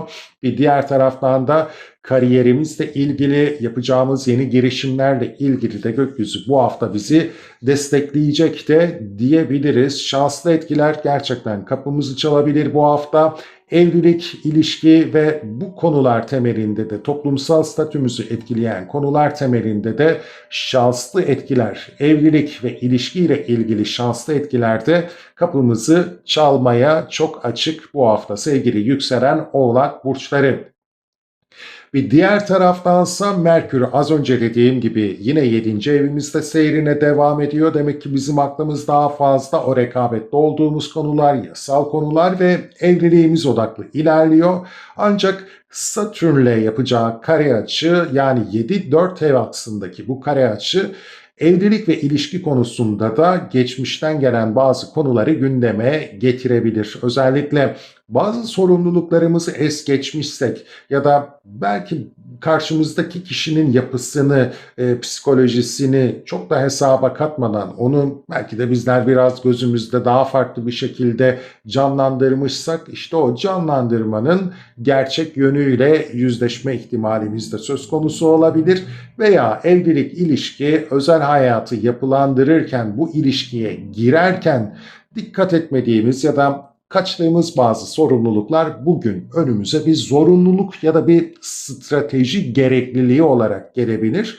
Bizi zorlasa da bize aslında bir hatırlatma yapıyor gökyüzü. O yüzden de artık o sorumluluklarla yüzleşmek, o yapısal sorunları belki de artık görmezden gelmek yerine düşünüp ele alıp belki de kendimizi ifade etmek daha doğru sonuçlar doğuracaktır. Dikkatli ve olumlu kullanmakta fayda var bu etkiyi. Günümüz odaklı düşünecek olursaksa belki de evliliğimiz, ilişkimiz ve bu ilişkinin, evliliğin, bu yapının gidişatıyla ilgili fikirlerimizi, düşüncelerimizi ortaya koyduğumuz takdirde yanlış anlaşılabileceğimizi ya da düşüncelerimizin çok da değer bulamayacağını da düşünebiliriz. Belki komik bir imaj da yaratabiliriz ama Bence düşünceniz neyse onu doğru şekilde yapılandırarak, doğru bir strateji, bir anlatım tekniği kullanarak belirtmekte fayda olacaktır. Zaten Merkür ve Satürn kareleri de bir noktada bize strateji temasını vurgular. O yüzden de neyi ifade edecekseniz, ne anlatmak istiyorsanız, dile getirmek istiyorsanız ya da evliliğiniz, ilişkinizle ilgili ne gerçekleştirmek istiyorsanız doğru bir yapı üzerine, doğru bir kalıp üzerine inşa edin düşüncelerinizi ve o şekilde dile getirin derim sevgili yükselen Oğlak burçları. Bu ev konuları temelinde stresler devam edecek çünkü Venüs ve Kiron'un da yine bir kare açısı 29. derecede gerçekleşecek 7-4 ev aksında yine evlilik, ilişkiyle ilgili konularda kritik bir karar alabilirsiniz. Evliliğinizle ilgili, ilişkinizle ilgili, özel hayatınızla ilgili tekrar eden bir döngü içerisinde sürekli gündeminize gelen sorunlar varsa bunları da artık durdurma zamanı geldi diyor bize gökyüzü. Venüs de zaten ilişkileri temsil eden bir gezegen. Demek ki bizler ilişki temelinde bir sınav verebiliriz bu hafta ama bu sınavı başarıyla vermeye çalışın. Çünkü dediğim gibi o tekrar eden kronikleşmiş sorunlara artık bir dur diyeceğiniz önemli bir zaman diliminden geçiyorsunuz sevgili yükselen Oğlak burçları. Bunu mutlaka değerlendirin. Stresli ama yapıcı kullanmanız sizin elinizde. Diğer taraftan Venüs 13 Haziran'da aynı gün içerisinde 8. eve geçiş yapacağından dolayı da krizleri, problemleri aşma noktasında zaten size daha olumlu bir enerji sağlayacaktır. Belki de ilişki temelindeki sorunları aşmak için de güzel bir etki getirecektir. Kişisel gelişim, değişim, dönüşüm temaları yine alacak verecek nafaka kredilerle ilgili de daha şanslı etkiler gündeminize gelecek diye düşünebiliriz. Sevgili yükselen oğlaklar, yine Neptün ve Plüton'un 60'lık açısı gitgide birbirine yaklaşıyor. Özel hayatınız temelinde de güzel etkiler almaya, maddi manevi güvenceler ve hedeflerinizi gerçekleştirme noktasında güzel etkiler almaya da açık olduğunuz bir döneme yakınsınız. Jüpiter de zaten yine 8. eve geçeceğinden dolayı önümüzdeki süreçte burada da sorunları çözme, değişim, dönüşüm ve alacak verecek konularında da daha şanslı hissedeceğiniz bir dönem başlayacak önümüzdeki süreçte. Umalım ki problemleri, sorunları büyütmesin, size bir vizyon versin, kendinizi nasıl değiştirip dönüştürebileceğinizle ilgili önemli bir etki yaratsın üzerinizde. Mutlu, huzurlu, sağlıklı bir hafta geçirmeniz dileğiyle. Sevgili yükselen kovalar ve kova burçları 8-14 Haziran haftasını değerlendirmek üzere sizlerle birlikteyim. Gökyüzünde güzel fırsatlı açılar bizi bekliyor bu hafta. Venüs ve Jüpiter kavuşacaklar Yengeç burcunda. Bu sizin için ne ifade edecek? O detaylara geçmeden önce kanalıma abone değilseniz abone olarak beni desteklerseniz sevinirim. Soru, yorum ve önerileriniz her zaman yanıt buluyor. Bırakabilirsiniz yorumlar kısmına. Hype seçeneğini kullanarak videonun daha geniş kitlelere ulaşmasına yardımcı olabilirsiniz. Ve videolarımı beğeniyorsanız beğen tuşuna basarak hem desteğinizi hem de beğeninizi gösterebilirsiniz. Şimdiden teşekkürler. Yengeç burcu demek sizin çalışma hayatınız demek sevgili yükselen kova burçları, demek ki çalışma hayatımızla ilgili önemli, şanslı gelişmeler bizi bekliyor olabilir bu hafta içerisinde.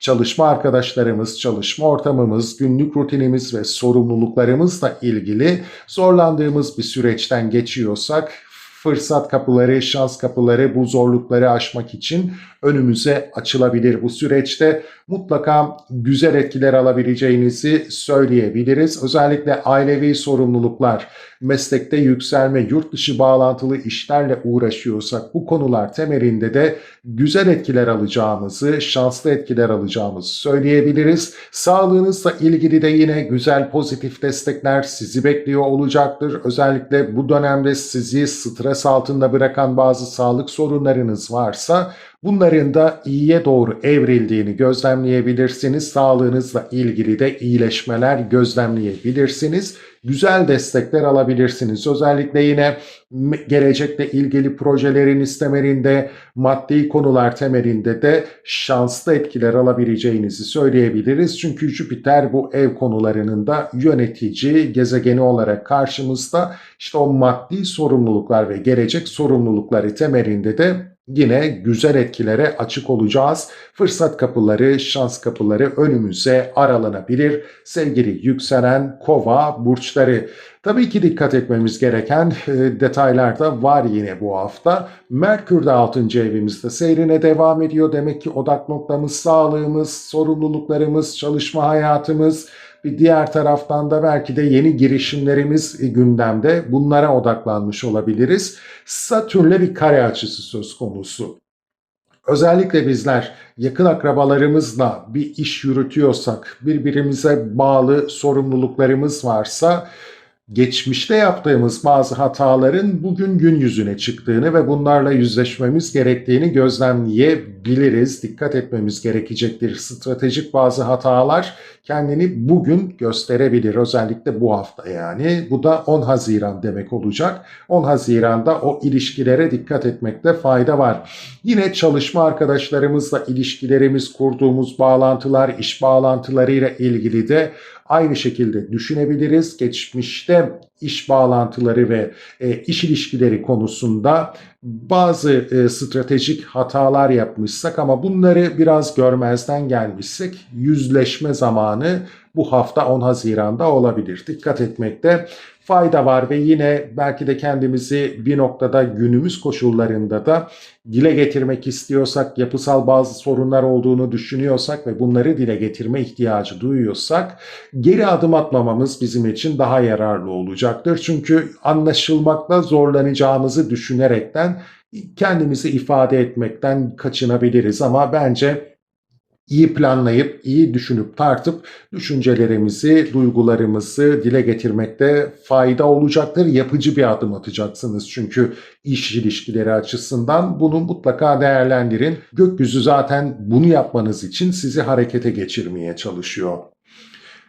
6. ev konuları vurgulanıyor çünkü Venüs bu alanda seyrine devam ediyor ve Kiron'la da yine bir kritik kare açısı söz konusu 29. derecede.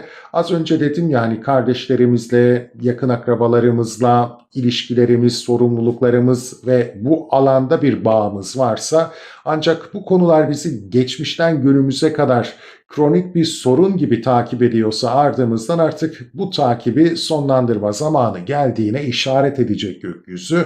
Artık geçmişe bir sünger çekeceksiniz. O ilişkiler etrafında tekrar eden kronikleşmiş sorunları bitirme zamanı geldiğini hatırlatıyor gökyüzü size. Bunu değerlendirin. Stresli bir açı 29. derece. Belki de olaylar, durumlar sizi artık o süngeri çekmeye de yönlendirecek de diyebiliriz. Siz öyle bir ihtiyaç duymuyor olabilirsiniz şu an ama olayların getirisi sizi bu yönde aksiyon almaya da yönlendirebilir. Venüs de zaten ilişki temelinde, parayla ilgili konular temelinde konularda dikkatli olmanız gerekliliğine işaret ediyor ve dediğim gibi problemler sürekli tekrar aynı şekilde gündeme geliyorsa bunu bitirme zamanı geldi diyecek bize gökyüzü sevgili yükselen Kova burçları. Ve ardından Venüs Aslan Burcu'na geçiş yapacak. Venüs'ün Aslan Burcu'na geçişiyle birlikte evlilik, ilişki, ortaklı işler konularımızda daha şanslı hissedeceğiz. Ve zaten yakın bir zamanda Jüpiter de bu alana geçiş yapıyor.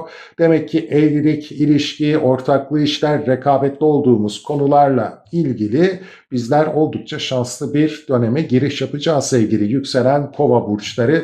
O yüzden de endişelenmeye de gerek olmayacak. Diğer taraftan Plüton ve Neptün'ün de destekleyici açısı yine o akraba ilişkilerini sizin hedefleriniz, sizin hedeflediğiniz, idealize ettiğiniz şekilde değiştirip dönüştürme noktasında size yakın zamanda destek sağlayacak. Belki de bu etkiyi de hissetmeye hali hazırda başladınız. Gökyüzünün etkileri bu şekilde bu hafta. Şans ve fırsatları kaçırmayın derim. Mutlu, huzurlu, sağlıklı bir hafta geçirmeniz dileğiyle. Sevgili yükselen balıklar ve balık burçları, 8-14 Haziran haftasına gelmiş bulunuyoruz. Yönetici gezegeniniz Jüpiter çok şanslı bir etki yaratıyor. Venüs'te kavuşacak Yengeç burcunda, sizler de buradan doğrudan etkilenecek burçlar arasında gösterilebilirsiniz. Detaylara geçmeden önce kanalıma abone değilseniz, abone olarak beni desteklerseniz sevinirim. Soru, yorum ve önerileriniz yanıt buluyor. Yorumlar kısmına bıraktığınız takdirde Hype seçeneğini kullanarak videonun daha geniş kitlelere ulaşmasına yardımcı olabilirsiniz. Videolarımı beğeniyorsanız beğen tuşuna basarak yine beğeninizi ve desteğinizi de gösterebilirsiniz. Herkese şimdiden teşekkürlerimle. Bakalım bu hafta sizi nasıl etkileyecek? Yengeç burcu demek aşk hayatınız, flört hayatınız demek, yeni girişimler demek. Özellikle bu konularda fırsat ve şans kapınızı çalacak, hatta kıracak da diyebiliriz sevgili yükselen balık burçları. O yüzden bu hafta gözünüzü dört açın. Aşkı, ilişkiyi geçtim ama yeni girişimler, özellikle yeteneklerinizi sergileyebileceğiniz, yeteneklerinizde ön planda olabileceğiniz fırsat kapılarının önünüze açıldığı zaman buna hazır olmanız gerekiyor. Bu fırsatı kaçırmamanız gerekiyor. Dediğim gibi Jüpiter sizin yönetici gezegeniniz, ayrıca toplumsal statü, kariyer yönetici gezegeniniz olduğundan dolayı mesleki konularda fırsatlar sizden yana olacak sevgili yükselen balık burçları. Tabii ki aşkta, ilişkide önemli. O alanda da yine şanslı olabilirsiniz. Bu şansı kaçırmamaya dikkat edin. Belki biraz aşırı iyimser olmaktan, aşırı pozitif düşünmekten kaçınmamız gerekecektir. O Venüs ve Jüpiter'in enerjisiyle birlikte, ama dediğim gibi şans bizimle olacak ve fırsatları yakalamak için de gözünüzü dört açmanızı bir kez daha tavsiye edeceğim. Yine çocuklarımızla ilişkilerimiz, hayattan keyif aldığımız konular, hobilerimiz, belki de biraz da spekülatif konularda, sporla ilgili konularda, yeteneklerimizi geliştirmek, yaratıcılık gerektiren konularda da oldukça güzel destekler alacağımızı söyleyebiliriz. Venüs'e baktığımız zaman kardeş, kuzen, yakın akraba ilişkileri ve 8. ev, yani krizler, kayıplara da ya da alacak verecek nafaka gibi konulara da işaret ettiğinden dolayı tüm bu konular çerçevesinde de dolaylı olarak şanslı etkiler alma ihtimalimiz söz konusu. Dediğim gibi yeni girişimler yapacaksanız özellikle bu konular çerçevesinde de gökyüzü sizi destekliyor. Bu fırsatı kaçırmamanızı tavsiye ederim. Genişleme, dediğim gibi büyüme fırsatları önümüzde olacaktır. Merkür'de baktığımız zaman 5. evimizde seyrine devam ediyor. Demek ki bizim odak noktamız gerçekten de yeni girişimler yapmak, aşk hayatımız, yaşamsal konforumuz olabilir bu süreçte. Zihnimiz bu konular üzerine meşgul olmuş olabilir. Ancak 10 Haziran'a geldiğimizde Satürn'le bir kare açı yapacak Merkür ve bu da bize şu mesajı vermeye çalışacak. Sizler özellikle yine geçmişte de bazı girişimler yapmak istemişseniz hayatınızda, ancak sorumluluklarınızla ilgili bazı detayları es geçmişseniz, üzerine durmamışsanız ve aslında orada yaptığınız bir hatanın bedelini de ödememişseniz, gökyüzü size bu bedeli bugünlerde ödetebilir. Evet, önümüze şanslı bir kapı açılacak ama sonrasında da o geçmişimizle de yüzleşmemiz gerekecek o kapı açıldığında. O yüzden neyi geride bıraktığımızı çok iyi düşünmemiz gerekiyor bu hafta sevgili yükselen balık burçları. Geçmişte ödemediğimiz bazı bedeller varsa bugün o şans kapımızı çaldığı zaman yüzümüze bu bedeller çarpabilir. O cezayı bugün ödememiz de gerekebilir. Dikkatli olmakta fayda var o yüzden. Bugüne odaklı düşünecek olursak da aşk hayatınızla ilgili, yine yeni girişimlerinizle ilgili, çocuklarınızla ilişkileriniz temelinde de bazı düşüncelerinizi nasıl dile getireceğiniz noktasında stresler yaşayabilirsiniz. İyi bir planlama yapmanız gerekebilir, belli temellere dayandırmanız, iyi bir strateji yapmanız gerekebilir. Aksi takdirde hem ciddiye alınmakta zorlanabilirsiniz hem de belki de boş hayaller peşinde koştuğunuz imajını da yaratabilirsiniz. Burada dikkat etmeniz gerekecektir. Tabii ki 2-5 ev aksı maddi konulara da işaret ettiğinden dolayı maddi konularda da geçmişten gelen bazı bedelleri ödeme ihtimaliniz söz konusu olabilir. 13 Haziran'a geldiğimiz zamansa Venüs ve Kiron arasında 29. derecede de bir kritik kare açı gerçekleşiyor ve yine aynı ev aksında gerçekleşiyor. Yani 2-5 ev aksında gerçekleşiyor. Demek ki bizler sürekli bir girişim yapıyorsak ama bu girişimleri yaparken maddi ve güvenceler konusunda problemlerle karşılaşıyorsak artık bu gidişata dur diyeceğimiz bir haftada olacak. İşte o şans bize bu zinciri kırma olanağı da verebilir baktığımız zaman. Venüs ve Kiron arasındaki bu kare açı o devam eden, tekrar eden döngü zincirini de artık kırmamız gerekliliğine işaret edecek. Bunu hatırlatacak bizlere ve stresli de olsa sizi buna yönlendirecek. Belki de gelişen olaylar sizi bu yönde aksiyon almaya da yönlendirebilir sevgili yükselen balık burçları. Ancak artık dediğim gibi o maddi güvenceler, manevi güvenceler konusunda sizler bir girişim yapıyorsanız ve bunlar sizin ayağınıza takılan engellerse artık buna bir dur deme zamanı geldi. Çünkü Kiron da Boğa burcuna geçiş yapacak. Geç kalmamamız gerekiyor. Artık son günlerimizi değerlendirmemiz gerekiyor. Güvenceler ve maddiyat konularındaki o tekrar eden sorunları artık bitirmek durumundayız. Zor da olsa bu noktada ciddi bir karar vermemiz gerekecek. Sonrasında Venüs 6. evimize geçiş yapıyor. Aslan burcuna geçiş yapıyor. Bu da çalışma arkadaşlarımızla ilişkilerimiz noktasında gündelik sorumluluklarımız, sağlığımızla ilgili konular temelinde bize şanslı etkiler getirecektir. Problemleri çözme şansımız olacaktır. Zaten önümüzdeki süreçte de Jüpiter de 6. evimize geleceğinden dolayı sevgili yükselen balıklar bizim belki de biraz sorumluluklarımız artacak. Gündelik rutinimiz daha yoğunlaşacak. Çalışma hayatımızla belki de genişleme şansına sahip olacağız. Güzel etkiler bizi bekliyor gibi görünüyor. Mutlu, huzurlu, sağlıklı bir hafta geçirmeniz dileğiyle.